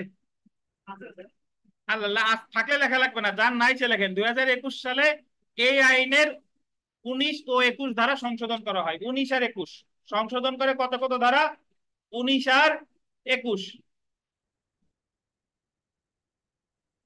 অর্থাৎ 2021 সালে সিভিল কোর্টস অ্যাক্টের 19 ধারা আর 21 ধারা সংশোধন করা হয়। আগে 19 ধারায় সিনিয়র সহকারী জজের আর্থিক এখতিয়ার ছিল 4 লাখ, এখন সেটা হচ্ছে 25 লাখ। আর সহকারী জজের আর্থিক এখতিয়ার ছিল 2 লাখ, এখন সেটা কত? 15 লাখ। আর লেখা লাগবে না, একটু লিখলেই হবে। তাহলে যদি আপনাকে বলে যে সিভিল কোর্টস অ্যাক্ট সংশোধন করা হয় কত সালে? 2021 সালে। 21 সালের আগ পর্যন্ত সিনিয়র সহকারী জজের আর্থিক এখতিয়ার কত ছিল? 4 লাখ। সহকারী জজের কত? এখন কত? এখন সিনিয়র সহকারী জজের 25, আর সহকারী জজের কত? 15। আচ্ছা, যাদের যাদের পুরাতন বই আছে, যে জায়গা যে জায়গা 4 সে জায়গা 25, আর যে জায়গা যে জায়গা 2 সে জায়গা 15 লিখে নেবেন। আর লিখে নিবেন আর কি, আমি বারবার সব জায়গায় পড়তে গেলাম না। আমরা বিগত বছরের প্রশ্নে আসি, দেখেন।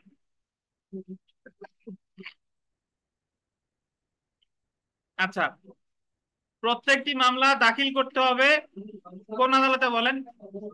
সর্বনিম্ন স্তরের আদালতে। এই কথাটা বলছে কত ধারায়? কত ধারায়? কোন আইনের 15 ধারা? আচ্ছা, এখন আমরা আর্থিক এখতিয়ারে ভাগ করছিলাম কয় ভাগে? একটা হলো আদি এখতিয়ার, আর একটা কত? আদি এখতিয়ার, আর একটা হচ্ছে আপিল এখতিয়ার। এবার আদি এখতিয়ার এতক্ষণ ধরে পড়লাম, তাও আদি এখতিয়ারের কাছে একটু চলে আসেন। উপরে আদি এখতিয়ার ওই জায়গায় এক জায়গায় রেখে আসলাম না, ওই জায়গায় একটু চলে যান।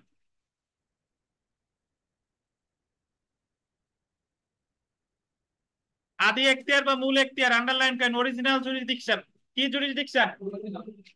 আচ্ছা, আদি এখতিয়ার মানে হচ্ছে যে আমরা এতক্ষণ ধরে পড়ছি যে আদালতে মূল দেওয়ানি মামলা দায়ের করা যায় সেই সকল আদালতের আর্থিক এখতিয়ার। তাহলে মূল মামলা দায়ের করা যায় কয়টা আদালতে? 4টে আদালতে। তাহলে এই 4টে আদালতের আর্থিক এখতিয়ার সম্পর্কে আলোচনা করছে সিভিল কোর্টস অ্যাক্টের 18 ধারা আর কত? 19 ধারা। 18 ধারায় বলছে জেলা জজ আর যুগ্ম জেলা জজের আর্থিক এখতিয়ার সীমাহীন, আর 19 ধারায় বলছে সিনিয়র সহকারী জজের আর্থিক এখতিয়ার কত? 25 লাখ, আর সহকারী জজের কত? 15 লাখ। এই যে যা পড়লাম তাই দেখেন। যে সকল দেওয়ানি আদালতের আদি এখতিয়ার আছে সেই সকল আদালত প্রাথমিকভাবে দেওয়ানি মামলা আমলে নিয়ে বিচার করে বা রায় দেয়। সকল দেওয়ানি আদালতের মকদ্দমা বিচারার্থে আমলে গ্রহণ করার আদি এখতিয়ার নাই। সকলের আদি আদালতের কি আছে? নাই। অর্থাৎ প্রাথমিকভাবে দেওয়ানি মকদ্দমা বিচারের জন্য আমলে নিতে পারে না। সিভিল কোর্টস অ্যাক্টের আন্ডারলাইন করেন 18-19 ধারা অনুসারে নিম্নলিখিত দেওয়ানি আদালতগুলোর আদি এখতিয়ার আছে বা কোর্ট অফ অরিজিনাল জুরিসডিকশন আছে। কে কে আছে দেখেন, আন্ডারলাইন করবেন।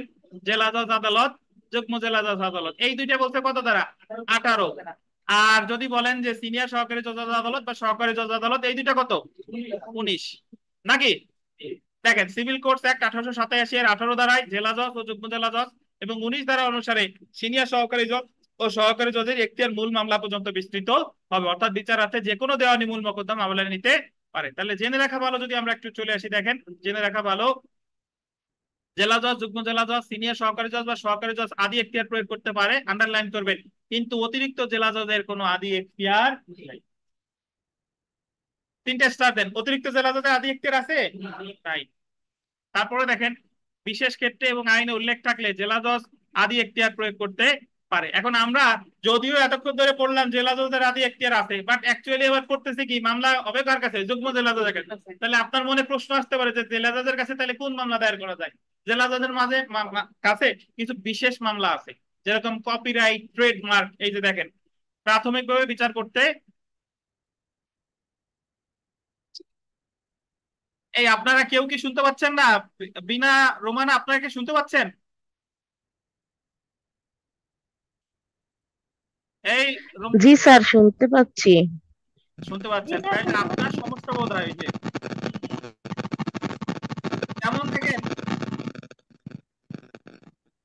প্রাথমিক যেমন আন্ডারলাইন করেন, ট্রেডমার্ক আইন, কপিরাইট আইন বিষয়ে জেলা জজের এখতিয়ার আছে। অর্থাৎ ট্রেডমার্ক রিলেটেড মামলা, তারপরে কপিরাইট রিলেটেড মামলা সরাসরি দায়ের করতে হয় কার কাছে? জেলা। এখন আপনার কাছে আবার পাল্টা প্রশ্ন করবেন যে স্যার ট্রেডমার্ক কি? ট্রেডমার্ক হচ্ছে ওই যে যারা আইফোন ব্যবহার করেন, আইফোনের পিছনে কি খাওয়া আপেলের চিহ্ন আছে নাকি, লোগো, ওটা হচ্ছে তাদের ট্রেডমার্ক। স্যামসাং এর দেখবেন ট্রেডমার্ক। এই যে আমাদের যে কোকা কোলার ট্রেডমার্ক। এই যে চিহ্নগুলো যদি কেউ নকল করে, আর একটা কোম্পানি ধরেন অ্যাপেলের চিহ্ন নকল করে মোবাইল বের করলো, তাহলে অ্যাপেল তাদের বিরুদ্ধে ট্রেডমার্কের মামলা করবে। বুঝতে পারছেন? ট্রেডমার্ক। আর কপিরাইট কি? কপিরাইট মানে হচ্ছে যে এই যে ধরেন জাহাঙ্গীর আলম স্যার একটা বই লিখছে, এই বইটা কপিরাইট প্রোটেক্টেড, রেজিস্ট্রি করতে হয় শিল্প মন্ত্রণালয়। পরবর্তীতে ওনার বই দেখে যদি হুবহু কেউ যদি নকল করে বা হুবহু কেউ বের করে, তাহলে উনি তার বিরুদ্ধে কপিরাইট লঙ্ঘনের মামলা করবে। কপিরাইট লঙ্ঘনের মামলা করবে। আবার একটা গান সুর করলো ধরেন ইয়ার রহমান, মাইকেল জ্যাকসন, বা আমাদের আলম খান, বা আমাদের আহমেদ ইমতিয়াজ বুলবুল, ওনাদের গান, বা নজরুল ইসলাম, রবীন্দ্রনাথ ঠাকুর, ওনাদের অনুমতি ছাড়া যদি কেউ এই গানটা কি করে গায়, তাহলে তার বিরুদ্ধে কপিরাইটের মামলা করা যাবে। এখন একটা আমাদের আইন অনুযায়ী কপিরাইট থাকে হচ্ছে আপনার 60 বছর, 60 ইয়ার্স। মানে 60 বছর আপনার একটা বই যদি একবার আপনি কপিরাইট প্রোটেক্টেড করেন, তাহলে 60 বছর পর্যন্ত আপনি ওই জিনিসটা থেকে আপনার, যদি কেউ লঙ্ঘন করে, মামলা করে ক্ষতিপূরণ আদায় করতে পারবেন। কিন্তু 60 বছর হয়ে গেলে এরপর ওই রবীন্দ্রনাথের সুর যদি এখন যতই আপনি বিকৃত করেন, ব্যান্ড সঙ্গীত বানান, যা বানান, এখন আর রবীন্দ্রনাথের যারা ইয়ে আছে, বংশাণু মানে উত্তরাধিকার আছে, তারা আর মামলা করতে পারবে না। কেন পারবে না? উনি মৃত্যুর পরে কি 60 বছর হয়ে গেছে, কিন্তু নজরুলের মৃত্যুর এখনো কিন্তু 60 বছর হয় নাই। বুঝতে পারছেন? এই ধরনের মামলাগুলো হবে সরাসরি কোথায়? জেলা জজ আদালতে। কিন্তু মনে রাখতে হবে, আন্ডারলাইন করবেন, অতিরিক্ত জেলা জজের কোনো আদি এখতিয়ার কোনো আইনে দেওয়া হয়নি। অর্থাৎ অতিরিক্ত জেলা জজ আদালতে মূল মামলা দায়ের করা যায় না। তো আপনাদের এখানে 1 নম্বর প্রশ্নটা দেখেন, যে কোন আদালতের মূল মামলা দায়ের করা যায় না? কোন আদালতে? যদি আপনাকে বলে যে কোনটি কোর্ট অফ ফার্স্ট ইনস্ট্যান্স নয়, কোনটা? অতিরিক্ত জেলা জজ আদালত। নামাজের বিরতি, 10 মিনিট পর আবার শুরু হবে, নামাজ পড়ে এসে চলেন।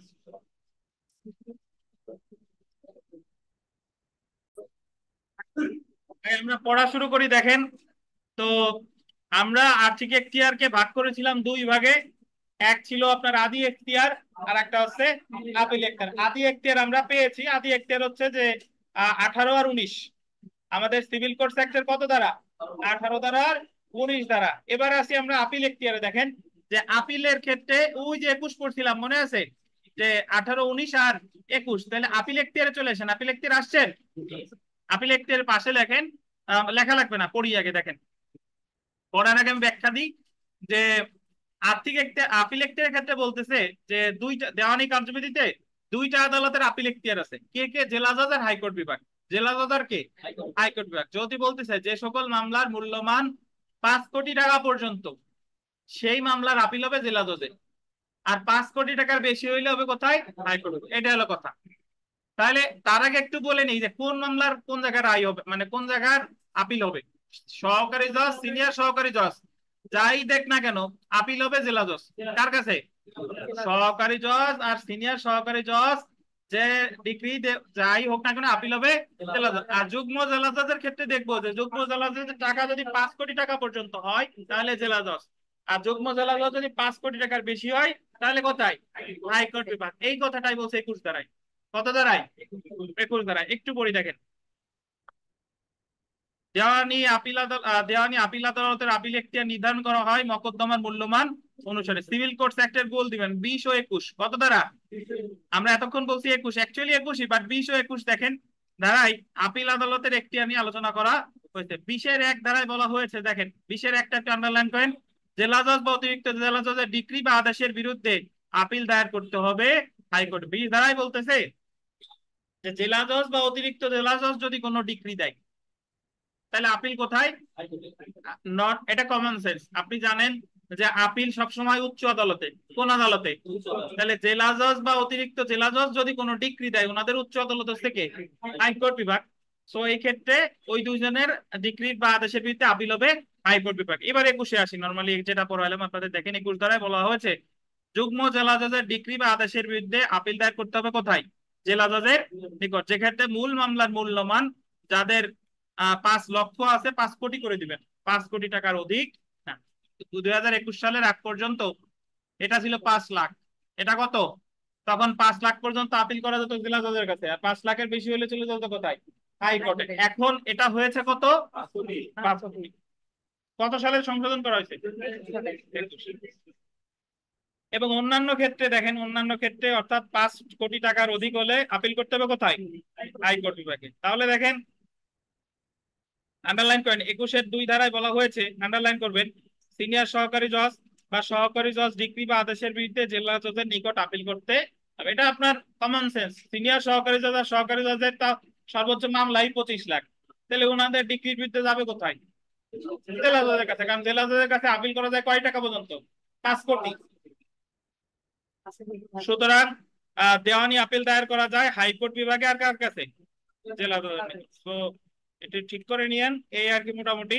আমরা এই জায়গাতে শখ আছে, শখ আর পড়লাম না, এটা আপনারা একবার রিডিং করলে এমনিতেই পারবেন। যা যা আলোচনা করলাম তাই তাই। সরাসরি বিগত বছরের প্রশ্নে চলে আসি। দেখেন বিগত বছরের প্রশ্ন, যে দেওয়ানি আদালতের আদি এখতিয়ারকে কয় ভাগে ভাগ করছে? আদি এখতিয়ারকে এই জায়গা যদিও বলছে 2 ভাগে, বাট এই 2 ভাগের হিসাব মিলানো খুব কষ্টকর। আমি মিলাই দিই, শুনেন। এ জায়গা একটু স্টার দিয়ে লেখেন যে মূল আদালতের আর্থিক এখতিয়ার। একটু স্টার, এই 2 ভাগ কি কি সেটা একটু স্টার দিয়ে লেখেন। এক নাম্বার দিয়ে লেখেন মূল আদালতের আর্থিক এখতিয়ার।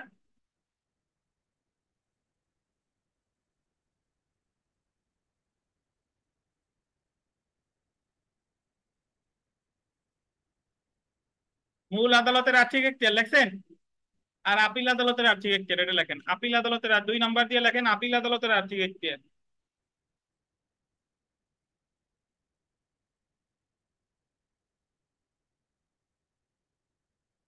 লিখছেন? তাহলে যদি আপনাকে বলে যে আদি এখতিয়ারে ভাগ করছে কয় ভাগে? 2 ভাগে। একটা হলো মূল আদালতের আর্থিক এখতিয়ার, মানে মূল মামলা যে জায়গা যে জায়গা করা যায়, আর একটা হলো আর্থিক আদালতের। তাহলে আমি যদি বলি যে মূল আদালতের আর্থিক এখতিয়ার 18-19, আর আপিল আদালতের আর্থিক এখতিয়ার কত? 21। আচ্ছা, আমরা কি কি এখতিয়ার পড়লাম দেখেন। প্রথমে পড়ছি বিষয়বস্তু এখতিয়ার বা বিষয়গত এখতিয়ার বা সাধারণ এখতিয়ার, সাবজেক্টিভ জুরিসডিকশন। দেওয়ানি কার্যবিধি কয় ধারা? 9 ধারা। তারপরে বললাম কি? আর্থিক এখতিয়ার। আর্থিক এখতিয়ারে ভাগ করছে কয় ভাগে? 2 ভাগে। আদি এখতিয়ার আর কি? আপিল এখতিয়ার। তো আর্থিক এখতিয়ার ভিতরে আলোচিত হবে দেওয়ানি কার্যবিধির 6 ধারা। দেওয়ানি কার্যবিধির কত? 15 ধারা। সিভিল কোর্টস অ্যাক্টের 18, 19 আর 21। 18, 19 আর কত? 21। তার মধ্যে আদি এখতিয়ার ভিতরে আলোচনা করছে 18 আর কত? 19। আর আপিল এখতিয়ারে কত? 21। আমরা 2 নম্বর প্রশ্নটা একটু দেখে দেখেন। দেওয়ানি মামলায় যুগ্ম জেলা জজের আর্থিক এখতিয়ার কত? যুগ্ম জেলা জজ কত? যুগ্ম জেলা জজের সীমাই। আচ্ছা, 1 নম্বর প্রশ্নটা দেখেন। 1 নম্বর, যে দেওয়ানি কার্যবিধি 1908-এর ড্যাশ ধারায় দেওয়ানি আদালতের আর্থিক এখতিয়ার সম্পর্কিত বিধান আছে। কয় ধারায়?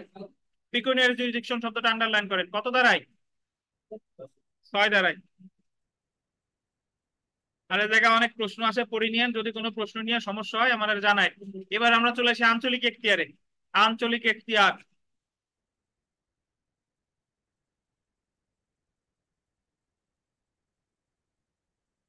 আঞ্চলিক এখতিয়ার কত বলছে? মামলা দায়েরের স্থান, প্লেস অফ শুম। সুইং বা সুং যাই বলেন না কেন, মামলা দায়েরের স্থান। ধারা কত লাগছে? 15 থেকে 20 পাইছেন? অ্যাকচুয়ালি হবে 16 থেকে 20, যদিও 15 থেকে 20 লেখছে, হবে কত? 16 থেকে 20। সমস্যা নাই, এগুলা এই টাইপের প্রশ্ন আসবে না। মেইনলি এই জিনিসটা বুঝেন কিনা শুনেন। কোন কোন গুলো দেওয়ানি মামলা এটা আমরা বুঝলাম। দেওয়ানি মামলা বোঝার পরে পাঁচটা আদালতের কোন আদালতে মামলা করব এটা জানার জন্য আর্থিক এখতিয়ারকে জানলাম। যদি এত টাকা হয় 15 লাখ টাকা সহকারী, 25 লাখ সিনিয়র সহকারী, যদি বেশি হলে যুগ্ম জেলা জজ, নাকি? এবার আমরা জানবো কোন জায়গার আদালতে করব। ধরেন আপনার একটা জমির দাম 5 লাখ টাকা। এখন যেহেতু জমি, এটা দেওয়ানি প্রকৃতির মামলা, যেহেতু জমি, সেহেতু মামলা যদি 5 লাখ টাকা হয়, তাহলে এই মামলাটা হবে কোথায়? মূল্যমান যদি 5 লাখ, কোথায়? সহকারী জজ। এখন জমিটা ধরেন গৌর নদীতেও আছে, কোটালীপাড়াও আছে, মানে গোপালগঞ্জেও আছে, বরিশালে আছে। এখন কোন জায়গার আদালত? আঞ্চলিক মানে কি? অঞ্চল। তাহলে কোন অঞ্চলের আদালতে হবে এইটা জানার জন্য আমাদের জানতে হবে কি? আঞ্চলিক এখতিয়ার। বুঝতে পারছেন কি এখতিয়ার? আঞ্চলিক এখতিয়ার। আঞ্চলিক এখতিয়ারে বলে টেরিটোরিয়াল জুরিসডিকশন। কি জুরিসডিকশন? টেরিটোরিয়াল। যারা লিখতেছেন ওই যে লেখা আছে, সমস্যা নাই, নিচে লেখা আছে টেরিটোরিয়াল জুরিসডিকশন। এটা কত ধারায় আছে? 16 থেকে 20। 16 থেকে 20 একটু পড়ি, তারপর ব্যাখ্যা করি। দেখেন,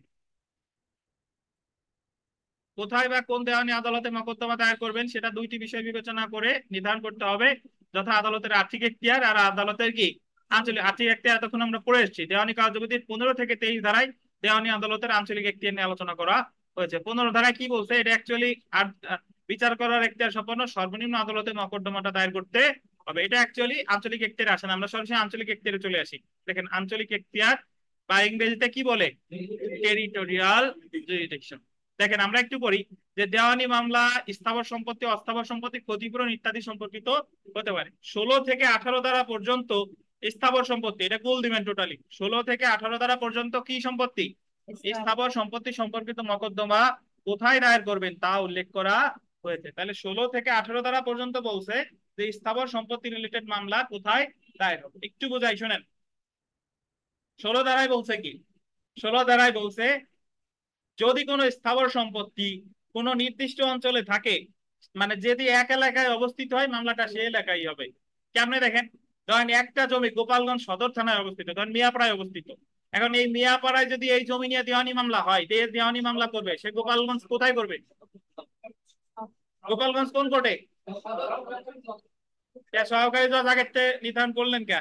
গোপালগঞ্জে হচ্ছে সেটা কনফার্ম, বাট যদি 15 লাখ হয় সহকারী জজ, যদি 25 লাখ হয় কি?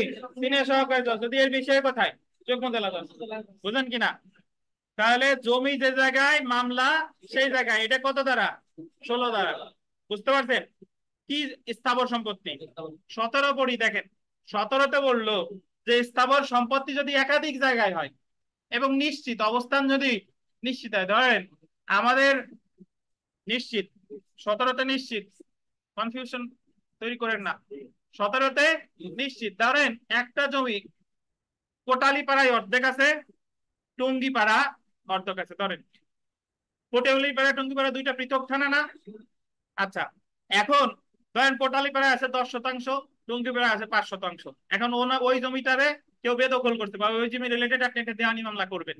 এখন দেওয়ানি মামলাটা কোটালীপাড়ায় হতে পারে। ওই জমির মূল্যমান অনুযায়ী, ধরেন জমির মূল্যমান 10 লাখ টাকা, তাহলে কোটালীপাড়া সহকারী জজ হবে অথবা টুঙ্গিপাড়া সহকারী জজ। বুঝতে পারছেন? জমি যদি একাধিক, স্থাবর সম্পত্তি যদি একাধিক জায়গায় থাকে, তাহলে মামলায় একাধিক জায়গার যে কোনো এক জায়গায় হতে পারে। একাধিক জায়গায় একসাথে হবে না, হবে কয় জায়গায়? এক জায়গায়। যদি 4 জায়গায় থাকে, যে কোনো এক জায়গায়। যদি 5 জায়গায় থাকে, যে কোনো এক জায়গায়। এবং তাহলে 16 আর 17-র ভিতর পার্থক্য কি? 16তে হলো এক জায়গায়, আর 17তে হচ্ছে একাধিক জায়গায়, কিন্তু অবস্থান কি? নিশ্চিত। বুঝতে পারছেন? আচ্ছা, ভিন্ন জেলার ক্ষেত্রে এই ভিন্ন জেলার ক্ষেত্রেও তো তাই। ভিন্ন জেলাতে একই কথা। ধরেন গৌর নদীতে আছে, কোটালীপাড়ায় আছে, তাহলে গৌর নদী সহকারী জজ অথবা কি কোটালীপাড়া সহকারী জজ। কোনো পরিমাণ দেখবে যে কোনো সম্পদের কাছে একটা আছে, আদিম আছে। শুনেন, এটা পরিমাণ ওই যে উনি বলতেছে যে ধরেন গৌর নদী হলো বরিশালের একটা থানা, আর কোটালীপাড়া হচ্ছে কি বা গোপালগঞ্জের থানা। এখন ধরেন একটা জমি, বিশাল জমি, ওর 10 বিঘা আছে ধরেন বর্ণদী থানায়, আর 2 বিঘা আছে কোটালীপাড়া থানায়। এখন মামলাটা কি, রুডুল বাক্সির প্রশ্ন, যে মামলাটা কি বেশি যে জায়গা আছে সেই জায়গা হবে কিনা। শুনেন, ভালো প্রশ্ন। মামলাটা দেওয়ানি মামলার ক্ষেত্রে জমি যদি 1 হাতও থাকে কোটালীপাড়া, আপনি কোটালীপাড়াও করতে পারেন, আবার যে জায়গা 100 হাত আছে সেই জায়গাও করতে পারেন। এই জায়গা বেশি কমের কোনো ব্যাপার নাই। বেশি কমের ব্যাপার আসে জমি রেজিস্ট্রির সময়, যে আপনি যদি ওই জমিটা রেজিস্ট্রি করতে যান তাহলে রেজিস্ট্রেশন আইন অনুযায়ী দেখবে যে কোন এলাকায় বেশি আছে, সেই এলাকার রেজিস্ট্রি অফিসে আপনি রেজিস্ট্রি করতে যাবেন। কিন্তু দেওয়ানি মামলার ক্ষেত্রে বেশি কমের কোনো ব্যাপার নাই। বুঝতে পারছেন? এই 10 বিঘা হোক আর 5 বিঘা হোক, যদি 1 হাতও থাকে আমি কি ওই জায়গায় মামলা করতে পারবো। বাট মামলা হবে কয় জায়গায়? যে কোনো এক জায়গায়। আশা করি বুঝতে পারছেন। এবার আসি আমরা 15, 16 গেল, 17 গেল, 18-তে আসি। 18-তেও স্থাবর সম্পত্তি একাধিক জায়গায়, কিন্তু অবস্থান অনিশ্চিত। অবস্থান কি অনিশ্চিত, মানে আপনি পরিষ্কার না, জমিটা কোটালীপাড়াও হতে পারে, গৌর নদীতেও হতে পারে, বা পিরোজপুরের মধ্যেও হতে পারে। তাহলে সেই ক্ষেত্রে যে কোনো এক জায়গায় মামলা দায়ের করা যায়। তাহলে 17 আর 18-র ভিতর পার্থক্য কি? 17 একাধিক, 18 একাধিক, বা 17-তে অবস্থান নিশ্চিত আর 18-তে কি? বুঝতে পারছেন? 18-তে অবস্থান অনিশ্চিত, মানে প্রকৃতপক্ষে মৌজা ম্যাপ এগুলা অনুযায়ী বোঝা যাচ্ছে না যে এটা আসলে কোন জায়গায় পড়বে। এরকম যদি কোনো অনিশ্চয়তা থাকে, তাহলে যতগুলা নিয়ে অনিশ্চয়তা তৈরি হয়েছে সেই জায়গার যে কোনো এক জায়গায় মামলাটা দায়ের করা যাবে। বুঝতে পারছেন? আচ্ছা, আমি একটা প্রশ্ন করি, যে বিকাশ উত্তর দেন। বিকাশ, বলেন তো যে ফরিদপুর জেলায় একটা একখণ্ড জমি মালিক ধরেন বিথিকা বিশ্বাস। এখন বিথিকা বিশ্বাসে আরিফ সাহেব যে বেদখল করছে ফরিদপুর জেলায়, আর বিথিকা বিশ্বাস মামলাটা করবে ফরিদপুর জেলার কোন আদালতে বলেন? কে? সহকারী জজ আদালত কে? আমি কি কোনো টাকার কথা বলছি ভাই? তাহলে আপনি সহকারী জজ বাইসে নিলেন কেন? আপনি উত্তর হবে যে ফরিদপুরের যে কোনো ওই যে সহকারী জজ, সিনিয়র সহকারী জজ কি যুগ্ম জেলা, আপনি বলবেন যে জমির মূল্যমান অনুযায়ী সেই আদালতে হবে। যদি ফরিদপুর এলাকার দেওয়ানি আদালতে হবে। যদি জমির মূল্যমান 15 লাখ হয় সহকারী জজ, 25 লাখ হইলে কত? সিনিয়র সহকারী জজ, আর বেশি হইলে কোথায়? যুগ্ম জেলা জজ। আচ্ছা শুনেন, ভালো কথা। বিকাশ সাহেব বলতেছে উনি গোপালগঞ্জ জেলার স্থায়ী বাসিন্দা। আপনি গোপালগঞ্জকে আপনি উগান্ডা জেলার স্থানীয় বাসিন্দা হইলেও কোনো সমস্যা নাই। দেখবে যে জমি কোন জায়গা, জমি যে জায়গা, মামলা সেই জায়গা। এটা হলো স্থাবর সম্পত্তির ক্ষেত্রে। বুঝতে পারছেন? আর কোনো প্রশ্ন আছে মনের মধ্যে কারো?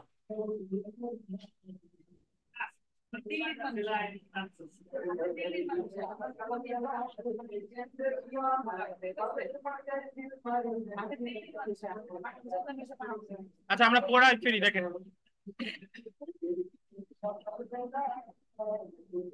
গানের সুর নাই। আঞ্চলিক এখতিয়ার বা টেরিটোরিয়াল জুরিডিকশন দেখেন, আমরা তো এটা পড়লাম 19 ধারায়। দেখেন 19 ধারায় ক্ষতিপূরণ সংক্রান্ত মকদ্দমা দায়ের কোথায় করবেন সেটা উল্লেখ আছে। 19 ধারায় বলছে ক্ষতিপূরণ, লাস্ট আমরা পড়বো বিস্তারিত, সমস্যা নাই। 15 থেকে 19 ধারা যে সকল ক্ষেত্রে প্রযোজ্য না সেই সকল ক্ষেত্রে কোথায় মকদ্দমা দায়ের করতে হবে সেটা 20 ধারায় আলোচনা করা হয়েছে। আর 21 ধারায় এখতিয়ার সম্পর্কে আপত্তি নিয়ে আলোচনা করা হয়েছে। আমরা বিস্তারিত করবো, আগে 16 ধারাটা পড়ি। দেখেন 16তে কি বলছি? স্থাবর সম্পত্তি যে জায়গায় মামলা সেই জায়গায়। দেখেন 16 ধারা, মকদ্দমার বিষয়বস্তু আন্ডারলাইন করবেন, যে আদালতের আঞ্চলিক সীমার মধ্যে অবস্থিত সেই আদালতে মকদ্দমা দায়ের করতে। বিষয়বস্তু যে আদালতের সীমার মধ্যে, মামলাও সেই আদালতে। দেখেন যে সাধারণত স্থাবর সম্পত্তি সংক্রান্ত মকদ্দমা আন্ডারলাইন করেন, যেমন স্থাবর সম্পত্তি পুনরুদ্ধার, স্থাবর সম্পত্তি ভাগ বাটোয়ারা, স্থাবর সম্পত্তি সম্পর্কিত কোনো ক্ষতিপূরণের মামলা, আটক, প্রকৃত সম্পত্তি উদ্ধারের জন্য মামলা সেই আদালতে দায়ের করতে হবে যেখানে আন্ডারলাইন করেন উক্ত বিরোধীয় সম্পত্তি অবস্থিত। বলতেন তাহলে স্থাবর সম্পত্তি বন্ধকির ক্ষেত্রে বন্ধকি সম্পত্তি খালাসের অধিকার হরণ বা বন্ধকি সম্পত্তি বিক্রয় বা উদ্ধারের মামলা সেই আদালতে দায়ের করতে হবে যেখানে মকদ্দমা দায়ের আংশিক বা সম্পূর্ণ কারণ উদ্ভব হয়েছে। এটা গুরুত্বপূর্ণ না? 16 ধারার যে প্রাথমিক কথা সেটা হচ্ছে স্থাবর সম্পত্তি যেই জায়গায় মামলা কি সেই জায়গায়। এটা স্থাবর সম্পত্তির যে কোনো মামলা হতে পারে, দখল পুনরুদ্ধারের মামলা হতে পারে, বাটোয়ারার মামলা হতে পারে, আপনার অন্য যে কোনো মামলা হতে পারে। স্থাবর সম্পত্তি রিলেটেড মামলা যদি এক জায়গায় হয়, মামলা সেই জায়গায়, তাতে বাদী যে জায়গায় বাস করুক বিবাদী যে জায়গায় বাস করুক এটা দেখার বিষয় না। ধরেন বাদীর বাড়ি গোপালগঞ্জ, বিবাদীর বাড়ি কুষ্টিয়া, জমি বাদীর জমি আছে ধরেন খুলনা, তাহলে মামলা কোথায় হবে বলে? কোথায় হবে? স্থাবর সম্পত্তি মামলা করলে মামলা হবে। ক্লিয়ার? উদাহরণ দেখেন, ক, খ, গ এবং গ, ঘয়ের বিরুদ্ধে তার পিতার সম্পত্তি আন্ডারলাইন করেন বাটোয়ারা মোকদ্দমা করতে চায়। বিরোধীয় সম্পত্তি আন্ডারলাইন করেন যশোরে অবস্থিত। কোথায় অবস্থিত? যশোর জেলা জজ আদালতে মোকদ্দমা দায়ের করতে হবে। এখন যশোর জেলা জজ আদালতের কোন বিচারিক আদালতে মোকদ্দমা দায়ের করতে হবে তা সেই বিচারিক আদালতের আন্ডারলাইন করেন আর্থিক এখতিয়ার বা মোকদ্দমার বিষয়বস্তু অনুযায়ী নির্ধারণ করতে হবে। নাই নাকি? আচ্ছা, না থাকলেও সমস্যা নাই। যদি মোকদ্দমাটির আর্থিক মূল্য 3,50,000 টাকা হয় তাহলে মামলা হবে কোথায়? সহকারী জজের আদালত। না থাকলে সমস্যা নাই, আমরা 17-তে চলে আসেন। 17, 16 ধারার মূল থিম একটা, স্থাবর সম্পত্তি যে জায়গায় মামলা সেই জায়গায়, কথা শেষ। 17 দেখেন, ধারা 17, ভিন্ন ভিন্ন আদালতের এখতিয়ারাধীন সম্পত্তির ক্ষেত্রে। ভিন্ন ভিন্ন শব্দটা বলতেন, ভিন্ন ভিন্ন আদালতের এখতিয়ারাধীন সম্পত্তির ক্ষেত্রে। এর আকারে লেখেন অবস্থান নিশ্চিত হলে। অবস্থান কি হলে? নিশ্চিত বা নির্দিষ্ট হলে।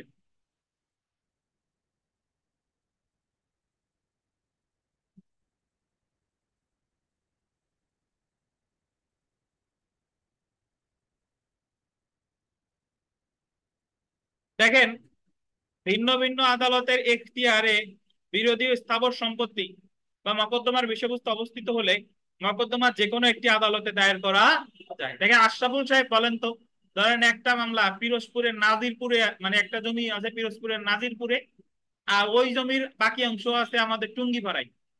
তাহলে ওই জমি আপনি মালিক, ধরেন আপনাকে গিয়ে মাহবুব সাহেব বেদখল করছে। এখন আপনি মামলাটা করবেন কোথায়? হ্যাঁ, দুই জায়গা আছে। কোন আদালতে করবেন? কত? সরকারি জজের কাছে? যে মূল্য সে অনুযায়ী যে আদালতে দায়ের করা যায় সে আদালতে দায়ের করবো। বিকাশের মতো একটা পাইছে নেওয়া যাবে না যে সহকারী জজ ভালোবাসে, উনি সহকারী জজের কাছেই চলে গেছে। যদি 25 লাখ হয় জমির মূল্য তাহলে কোথায়? সিনিয়র সহকারী জজ। 25 লাখের বেশি হলে কোথায়? যুগ্ম জেলা জজ। তার মানে 17 ধারায় ভিন্ন ভিন্ন আদালত বলতে আপনার 10টা জেলা হতে পারে না। ধরেন একটা জমি বিশাল 10টা জেলার মধ্যে অবস্থিত, হতে পারে কিনা বলেন? আচ্ছা, ধন্যবাদ। আচ্ছা, 17 বুঝতেন। 16-17 ভিতরে তাহলে রুবেল সাহেব পার্থক্য কি?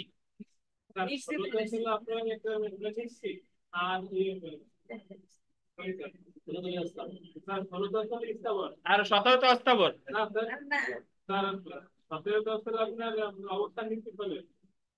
মেইন পার্থক্য 16-তে এক জায়গায়, 16-তে কয় জায়গা? এক জায়গা। 17-তে কয় জায়গা? ভিন্ন ভিন্ন জায়গায়। বুঝতে পারছেন? আচ্ছা, 18 দেখেন, আদালতের আঞ্চলিক আঞ্চলিক এখতিয়ার অনিশ্চিত হলে। এই দেখেন, অনিশ্চিত শব্দটা বলতেন কি হলে? যখন আদালতের আঞ্চলিক সীমানা অনিশ্চিত, অর্থাৎ যখন দাবি করা হয় কোন আদালতের আঞ্চলিক সীমানায় বিরোধী স্থাবর সম্পত্তি অবস্থিত, আন্ডারলাইন করে তা অনিশ্চিত, তখন যে কোনো একটি আদালতে মকদ্দমা দায়ের করা যায়। দেওয়ানি কার্যবিধির আন্ডারলাইন করেন 17 এবং 18 ধারার মূল পার্থক্য হলো বিরোধী সম্পত্তি ভিন্ন ভিন্ন আদালতের এখতিয়ার অবস্থিত, কিন্তু আদালতের অবস্থান নিশ্চিত হলে 17 ধারা প্রযোজ্য হবে, আন্ডারলাইন করেন। কিন্তু যদি আদালতের এখতিয়ার অনিশ্চিত হয় তাহলে 18 ধারা প্রযোজ্য হবে। তাহলে হোসেন মোল্লা ভাই বলেন, তাহলে 17 আর 18-র ভিতর পার্থক্য কি? 17 আর 18 ধারার ভিতর পার্থক্য কি? হ্যাঁ, একাধিক জায়গায় আছে কিন্তু জায়গার অবস্থান নিশ্চিত, যে অমুক জায়গায় এত শতাংশ, অমুক জায়গায় এত শতাংশ, অমুক জায়গায় এত শতাংশ। এটা কত? 17। আর অবস্থান যদি অনিশ্চিত হয় তাহলে কত? 18। তাহলে আপনি বলেন যে মোনালিসা বলেন, আপনি 16, 17, 18 বলেন।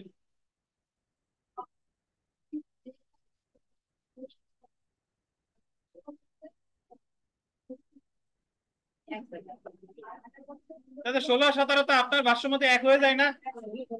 পার্থক্য বুঝান। ভিন্ন ভিন্ন জায়গায়। আর 16-তে, আর 17-তে উদাহরণ দেন।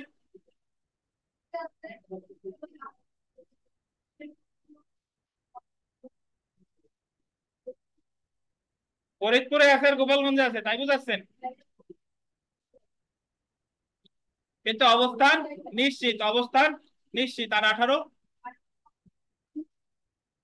একাধিক জায়গায় থাকতে পারে, বাট অবস্থান অনিশ্চিত। তাহলে যে কোনো এক জায়গায় মামলা হবে। আপনারা সিট মহলে গেছেন কে অত দূরে?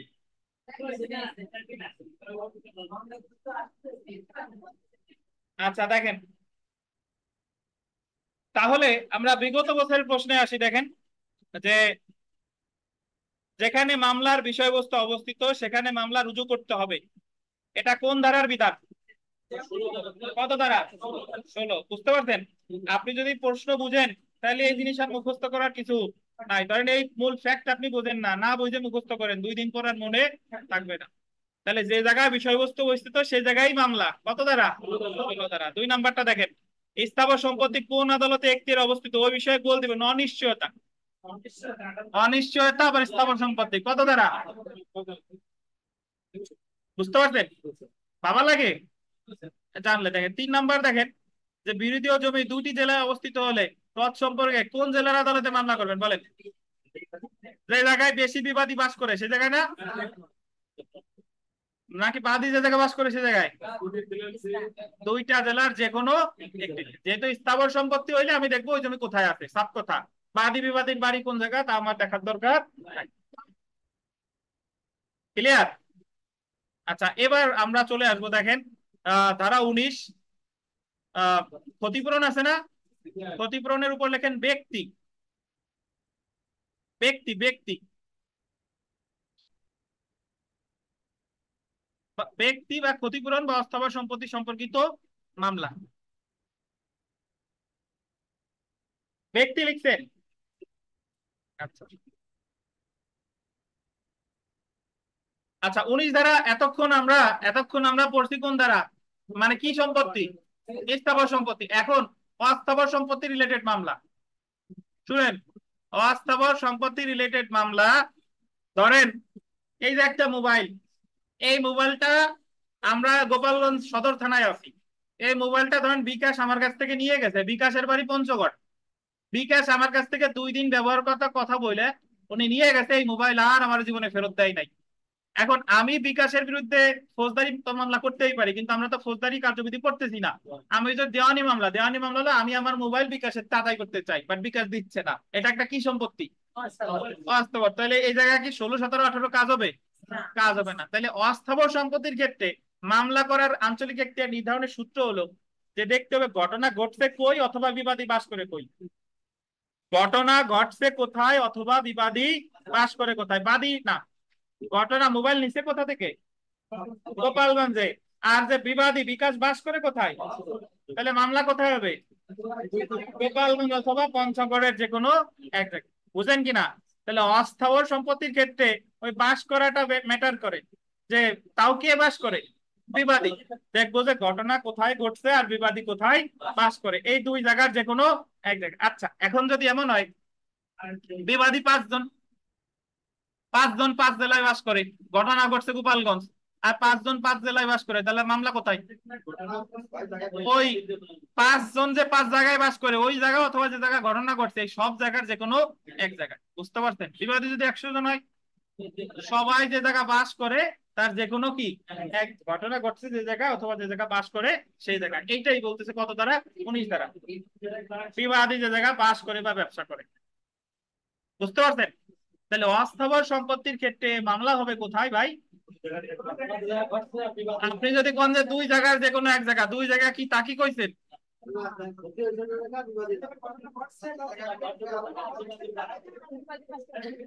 ওই যে ইসের উপরে আছে এটা ধরে নিয়ে আই, এটা সেটা ওরকম বললে তো হবে না। যে যেখানে ঘটনা ঘটছে আর যে জায়গা বিবাদী বাস করে। এটা হলো কত দ্বারা? 19 দ্বারা। কি সম্পত্তি?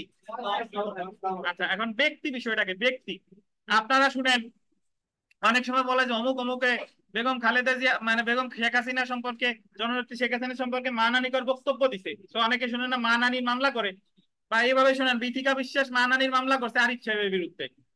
তো এখন দেখতে হবে যে এই মানে আরিফ সাহেব অকথ্য ভাষায় বিথিকা বিশ্বাসের ধরেন কথা বলছে, বিথিকা বিশ্বাসের মানহানি হয়েছে। মানহানি কিছুদিন আগেই পড়ে আসলাম, ওটা হলো ফৌজদারি অফেন্স। আর এটা হচ্ছে দেওয়ানি। এখন বিথেকা বিশ্বাস ক্ষতিপূরণ চাইতেছে আরিফ সাহেবের কাছে যে আপনি যে জনসম্মুখেই বাজে কথা বলছেন, আমার ক্ষতি হয়েছে, মান সম্মানের ক্ষতি হয়েছে, এত কোটি টাকার ক্ষতি হয়েছে। এখন বিথিকা বিশ্বাস মামলা করবে কোথায়? দেখবে যে মানহানি করছে কোথায়, মানে ওই কথাগুলো বলছে কোথায়, ঘটনা ঘটছে জায়গা সেই জায়গার আদালতে, অথবা আরিফ সাহেব যে জায়গা বাস করে সেই জায়গার আদালত। বুঝতে পারছেন? যদি গোপালগঞ্জে কথা খারাপ কথা বলে থাকে আর আরিফ সাহেব বাস করে ধরেন খুলনা, তাহলে বিথিকা বিশ্বাস মামলা, বিথিকা বিশ্বাসের বাড়ি ধরেন কোটালীপাড়া, ধরেন বাগেরহাট, ঘটনাটা ঘটছে গোপালগঞ্জ, বাদীর বাড়ি এক জায়গা, বিবাদীর বাড়ি এক জায়গা, মামলা হবে কোথায় বলেন তো? ঘটনাস্থল অথবা বিবাদী যে জায়গা বাস করে সেই জায়গা। বুঝতে পারছেন 19 ধারা? তাহলে ব্যক্তি বা, এখন অনেকে শুনেন, অনেকে আবার প্রশ্ন, অনেকে ধরেন আহ একজনের বিরুদ্ধে মামলা মানে একটা খারাপ কথা বলে মানহানির মামলা হিরিক করে যায়, শুনেন যে 64 জায়গায় মানহানির মামলা করছে। এখন মানহানির মামলা দুই ধরনের, যদি আপনি ফৌজদারি মামলা করেন তাহলে তো ওই যে 500 ধারায় ওই জায়গায় আপনার নিজে উকিল হইলে নিজেই কয় টাকা দিয়ে ওকালতনামা কিনে আর কোর্ট ফি দিয়ে এটিয়ে মোটামুটি 1000 খানিকের মধ্যে মামলা, যদি নিজে উকিল হন তাও লাগে না। কিন্তু যদি আপনি দেওয়ানি মামলা করতে যান মানহানির ক্ষতিপূরণ, তাহলে যে কয় টাকা আপনি ক্ষতিপূরণ চাইবেন তার 2% ক্ষতি কোর্ট ফি দিতে হবে। আপনি যদি 1 কোটি টাকা ক্ষতিপূরণ চান তাহলে 2% কোর্ট ফি, 2%, তবে সর্বোচ্চ 50,000-এর বেশি না, এবং সেই সাথে ব্যাট যুক্ত হবে, তাতে 56,000 সামথিং হয় আর কি। একটা দেওয়ানি মামলায় সর্বোচ্চ কোর্ট ফি হচ্ছে ধরেন 56,000। বুঝতে পারছেন? তাহলে দেওয়ানি মামলায় আপনি কিন্তু ওই ফৌজদারি মামলার মতো না, দেওয়ানি মামলায় আপনি মামলা করতে গেলে উকিল তো টাকা দেবেনি, সেই সাথে লাগবে কি? কোর্ট ফি। আচ্ছা, আমরা 19 ধারাটা পড়ে ফেলি, দেখেন। ফেরত যদি মধ্যস্থতার ক্ষেত্রে মামলা আপোষ মীমাংসা হয়, মধ্যস্থতা বলে মেডিয়েশন, সেই ক্ষেত্রে ফেরত পেতে পারেন। দেখেন, জি ভাই।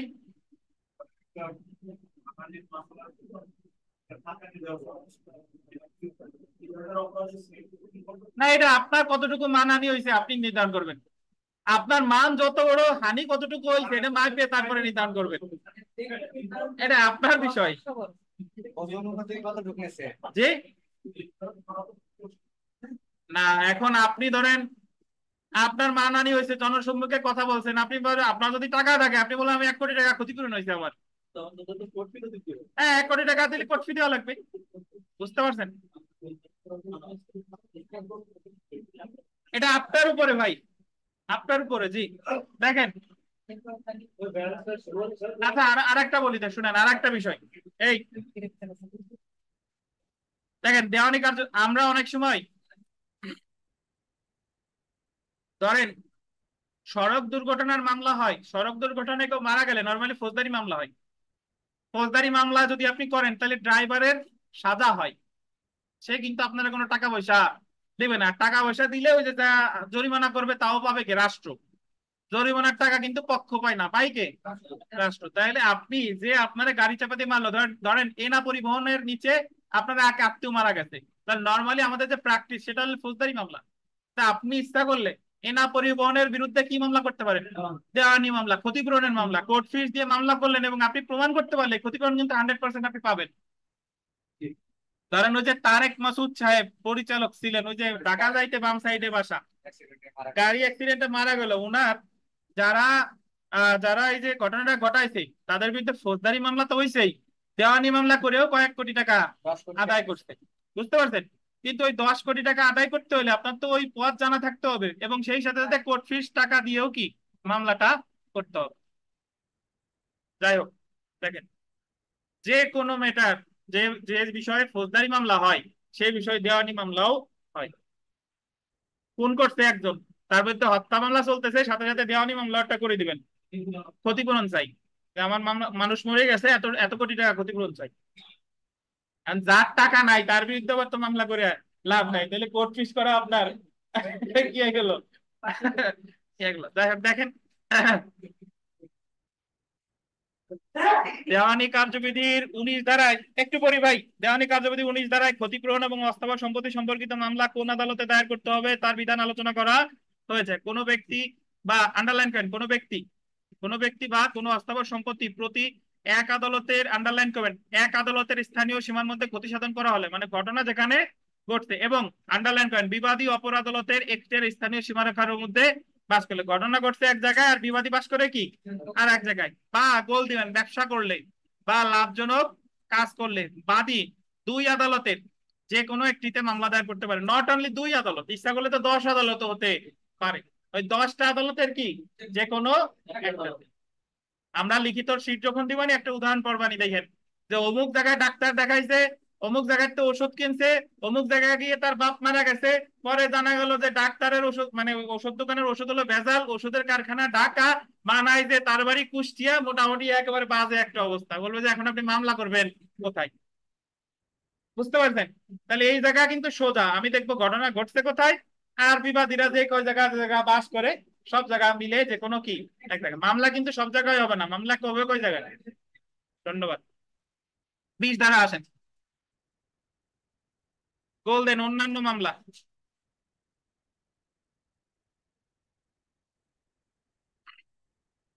অন্যান্য মামলা আছে যে ওই 16, 17, 18, এটা হলো স্থাবর। 19 কি অস্থাবর। এইগুলা ছাড়া আর যদি কোনো দেওয়ানি মামলা থাকে সেটার আঞ্চলিক এখতিয়ার নির্ধারিত হবে কত দ্বারাই, 20 দ্বারা। এটা হলো 19-এর মতো। কিসের মতো? অর্থাৎ ঘটনা যে জায়গা ঘটছে সেই জায়গায়, অথবা বিবাদী যে জায়গা বাস করে সেই জায়গা। বুঝতে পারছেন? তাহলে 19 আর 20, 19 হলো ব্যক্তি বা ক্ষতিপূরণ আর 20 হলো অন্যান্য মামলা, বাট সিস্টেম একই। ঘটনা যে জায়গা ঘটছে সেখানে, অথবা বিবাদী যে জায়গা বাস করে। দেখেন, যে সকল মামলার ক্ষেত্রে উপরে উল্লেখিত বিধান প্রযোজ্য হয় না সেই সকল অন্যান্য মকদ্দমার ক্ষেত্রে আন্ডারলাইন করেন বিবাদী যেখানে বসবাস করে আন্ডারলাইন করবেন, অথবা মকদ্দমার কারণ বল দিবেন যেখানে উদ্ভব হয় সেখানে মকদ্দমা দায়ের করতে হবে।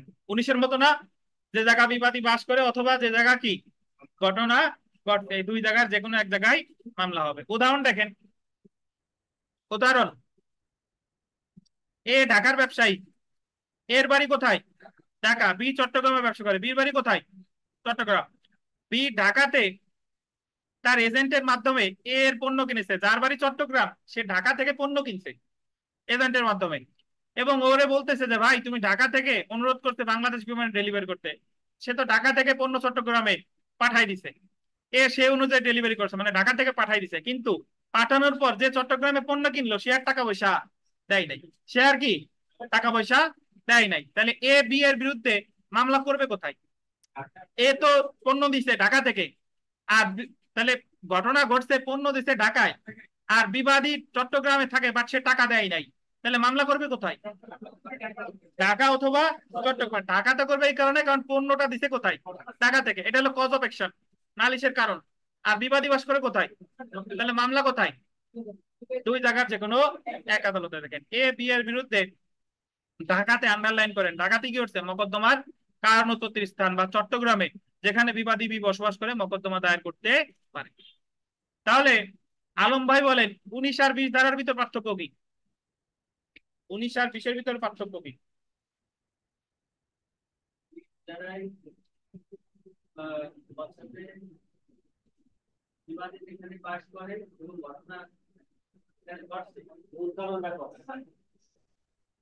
ওই কারণ তো দুইটার একই, আপনি যেটা বলতেছেন ওই কারণ কিন্তু একই। মূল কারণ দিয়ে আরিফ সাহেব বলেন দি।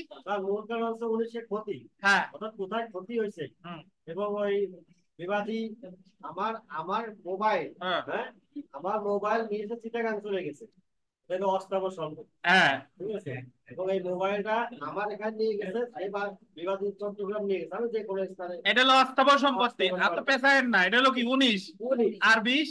আর 20 হচ্ছে স্যার ওই 17, 18, 19 অন্যান্য মামলায়, হ্যাঁ, যেগুলো 16, 17, 18, 19-এর মধ্যে পড়ে না সেই সকল স্যার অন্যান্য মামলা কত দ্বারা? 20 দ্বারা, বাট বিধান 19-এর মতোই, যে মামলা যে জায়গায় ঘটনা ঘটছে সেখানে, অথবা বিবাদী যে জায়গা বাস করে সেখানে। 16 থেকে 20 দ্বারা বুঝেন নাই কেউ আছেন? মাসুদ, আপনি 1 মিনিটে 4টে ধারা বলেন দ্রুত, 5টা 16 থেকে 20, খুব দ্রুত। 16 ধারায় বলা হয়েছে যে যেখানে সম্পত্তির অবস্থিত সেইখানে ব্যক্তির সম্পর্কে আদালত মামলা দায়ের কি সম্পত্তি?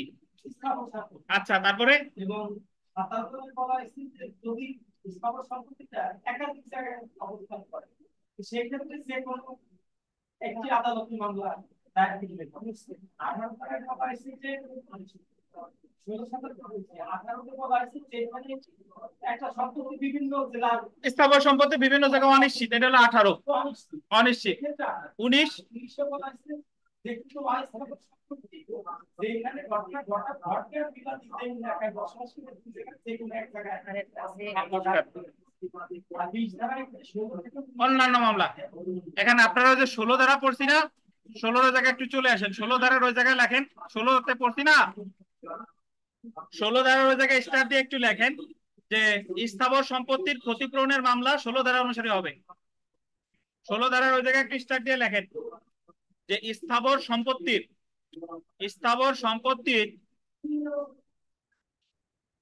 ক্ষতিপূরণের মামলা,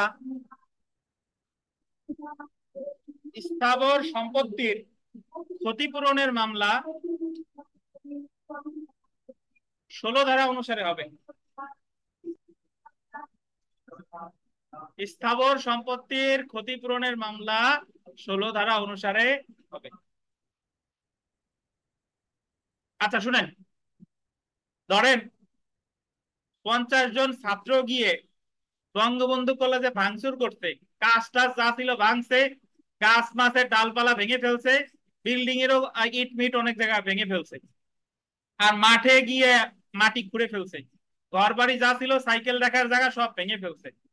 এখন এই যে যে ক্ষতিটা হয়েছে, এই যে 50 জনের বাড়ি গোপালগঞ্জের কয়েকজন আছে, বিভিন্ন জেলায় আছে, বাট ঘটনাটা ঘটছে কোথায়?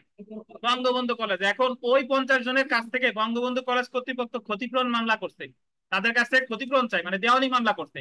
তাহলে দেওয়ানি মামলাটা করবে কোথায়?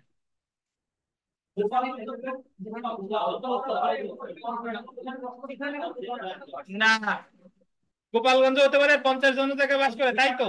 না, তা না। এই জায়গা যে ক্ষতিটা হয়েছে, এই ক্ষতিটা হয়েছে স্থাবর সম্পত্তি। কি সম্পত্তি? বিল্ডিং কি সম্পত্তি? স্থাবর। জমি কি সম্পত্তি? স্থাবর। তাহলে স্থাবর সম্পত্তির ক্ষতি যে জায়গায়, ক্ষতিপূরণের মামলাও কি এই জায়গায় 19 ধারা না। ক্ষতিপূরণ হলো অস্থাবর সম্পত্তি যদি হয় সেক্ষেত্রে 19, আর স্থাবর সম্পত্তির ক্ষতি হলে কত? 16। সমীরণ সাহেব বুঝতে পারবেন? তাহলে স্থাবর সম্পত্তির ক্ষতি যে জায়গায়, মামলা কি সেই জায়গায়। বুঝেন কিনা? সঞ্চিতা বলেন, অস্থাবর সম্পত্তির ক্ষতিপূরণের মামলা কোথায় হবে, কত ধারায়? কত? 19। আর স্থাবর সম্পত্তির হলো, যাক বেশি জোরে বললে আবার আপনার সমস্যা অনেক বলছে না। সঞ্চিতা আসছে অনেকদিন পরে, আবার বেশি প্রশ্ন করলে আবার রাগ হয়ে 5 দিন আসবে না নাকি। দেখেন, আচ্ছা ভাই, আজকে আমাদের শেষ সেকশনটা পড়ি, সেটা হলো 21 ধারা। দেখেন, পড়ার ইচ্ছা ছিল অনেক, গরমের কারণে আপনাদের সময় স্বল্পতার কারণে হচ্ছে না। দেখেন ধারা 21, এখতিয়ারের আপত্তি। এখতিয়ারের আপত্তি মানে এই যে যে নর্মালি এই যে আমরা দেখেন 16 থেকে 20 পর্যন্ত এই জায়গায় কয়টা ধারায় আঞ্চলিক এখতিয়ার অনুযায়ী দুই জায়গায় মামলা করা যায় বলেন তো? কয়টা ধারায়? 16তে 17তে যায় না, 18তে যায়, 19-এ যায়, 20-এ যায়, বাট 16তে কয় জায়গায়? এক জায়গায়। আর 17, 18, 19, 20 এইসব জায়গায় কয় জায়গা? একাধিক জায়গায়। সহজ কথা। এখন ধরেন, শোনেন, এখন ধরেন একটা মামলা, এই যে উপরে যে একটা উদাহরণ, যে ঢাকাতে পণ্য নিচে মামলা করছে কোথায়? চট্টগ্রাম। এখন ধরেন উনি মামলাটা করছে ঢাকায়, মামলা করছে কোথায়? কিন্তু বিবাদী চাচ্ছে যে এই মামলা ঢাকা না, এই মামলা হবে হলো অ্যাকচুয়ালি চট্টগ্রামে। তাহলে বিবাদী আপত্তি জানাবে কত ধারায়? 21 ধারায়। অর্থাৎ এই যদি এখতিয়ার সম্পর্কিত যে আপত্তি, সে এসে আপত্তি জানাবে দিও না, এই মামলাটা ঢাকায় না হয়ে কোথায় হওয়া উচিত? চট্টগ্রামে। এই আপত্তি জানাবে কত ধারায় ভাই? এই আপত্তি জানাবে কোথায়? এটা হলো যে আদালতে মামলা চলমান আছে সে আদালত। কোথায় চলমান আছে? এই যে একটু পড়ি দেখেন, যে আদালতে, আন্ডারলাইন করবেন, প্রথম মোকদ্দমা দায়ের করা হয়, আন্ডারলাইন করেন, প্রথম মোকদ্দমা দায়ের করা হয়, সে আদালতে গোল দিবেন প্রথম সম্ভাব্য সুযোগে। গোল দিচ্ছেন। এবং আন্ডারলাইন করেন, বিচার্য বিষয় নির্ধারণ করার সময় বা পূর্বে, বিচার্য বিষয় নির্ধারণের সময় বা তার পূর্বে আদালতের এখতিয়ার সম্পর্কিত কোনো আপত্তি উত্থাপন করতে। তো এখান থেকে কি কি প্রশ্ন আসতে পারে দেখেন। প্রথমে বলবে যে এখতিয়ার সম্পর্কিত আপত্তি কত ধারায়? 21 ধারায়। কখন করতে হবে? প্রথম সম্ভাব্য সুযোগে বা বিচার্য বিষয় নির্ধারণের সময় বা তার পূর্বে। কোন আদালতে? যে আদালতে মামলাটা দায়ের করা হবে।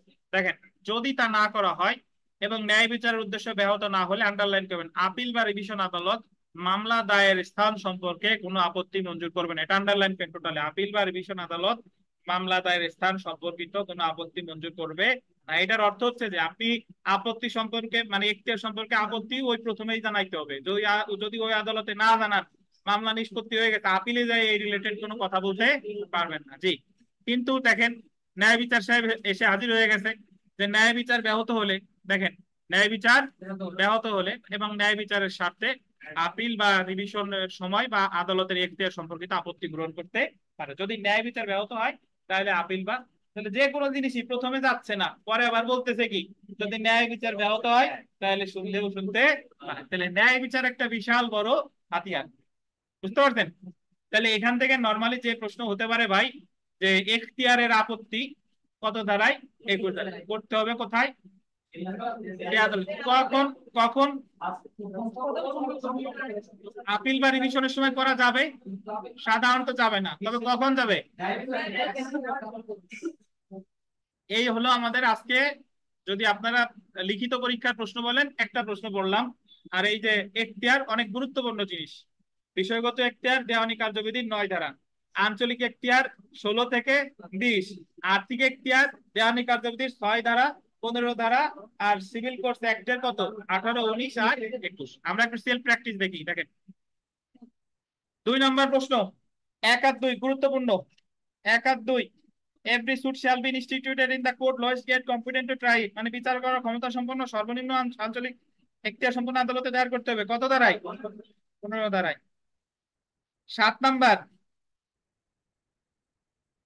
একটু পড়ি দেখেন। এই বিথিকা যায় নেন, 8:30 গাড়ি বসেন। ক এবং খ, দেখেন ক এবং খ গয়ের বিরুদ্ধে জমি বিক্রয় চুক্তি বাস্তবায়নের জন্য মোকদ্দমা দায়ের করতে চায়। বিরোধীয় জমিগুলো নারায়ণগঞ্জ আর ঢাকায় অবস্থিত। তাহলে মামলা করবে কোথায় বলেন? যে কোনো এক জায়গায়। এখন সব প্রশ্ন এইভাবে আপনি পড়লে পাবেন। 9 নাম্বার প্রশ্নটা দিন স্টার্ট দেন। 10, 11, 12 এগুলো সব গুরুত্বপূর্ণ, পড়ে ফেলবেন। ঠান্ডা মাথায় পড়লে দেখবেন সব পারেন। বুঝতে পারছেন? যদি কোনো প্রশ্ন বুঝতে না পারেন আমারে প্রশ্ন করবেন। 16 নাম্বার প্রশ্নটা 4টে স্টার দেন, একটু পড়ি দেখেন। ন্যায় বিচারের আদালতের এখতিয়ার সম্পর্কে কখন আপিলের সময় আপিল আদালত আপত্তি মঞ্জুর করতে পারে? কখন? ন্যায় বিচার ব্যাহত হলে আর ন্যায় বিচারের স্বার্থে। 15 নম্বরটা দেখেন, আদালতের এখতিয়ার সম্পর্কে কখন আপত্তি করতে হবে?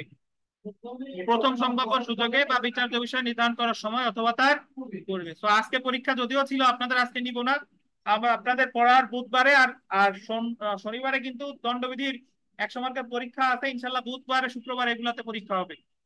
আর এই দেওয়ানি কার্যবিধিও পড়বেন, দেওয়ানি কার্যবিধিরও ক্লাস টেস্ট হবে, 1 নাম্বার ক্লাস টেস্ট। এই যে প্রথম 2 ক্লাসে যা পড়লাম এটার উপর, বুঝতে পারছেন? তো আছেন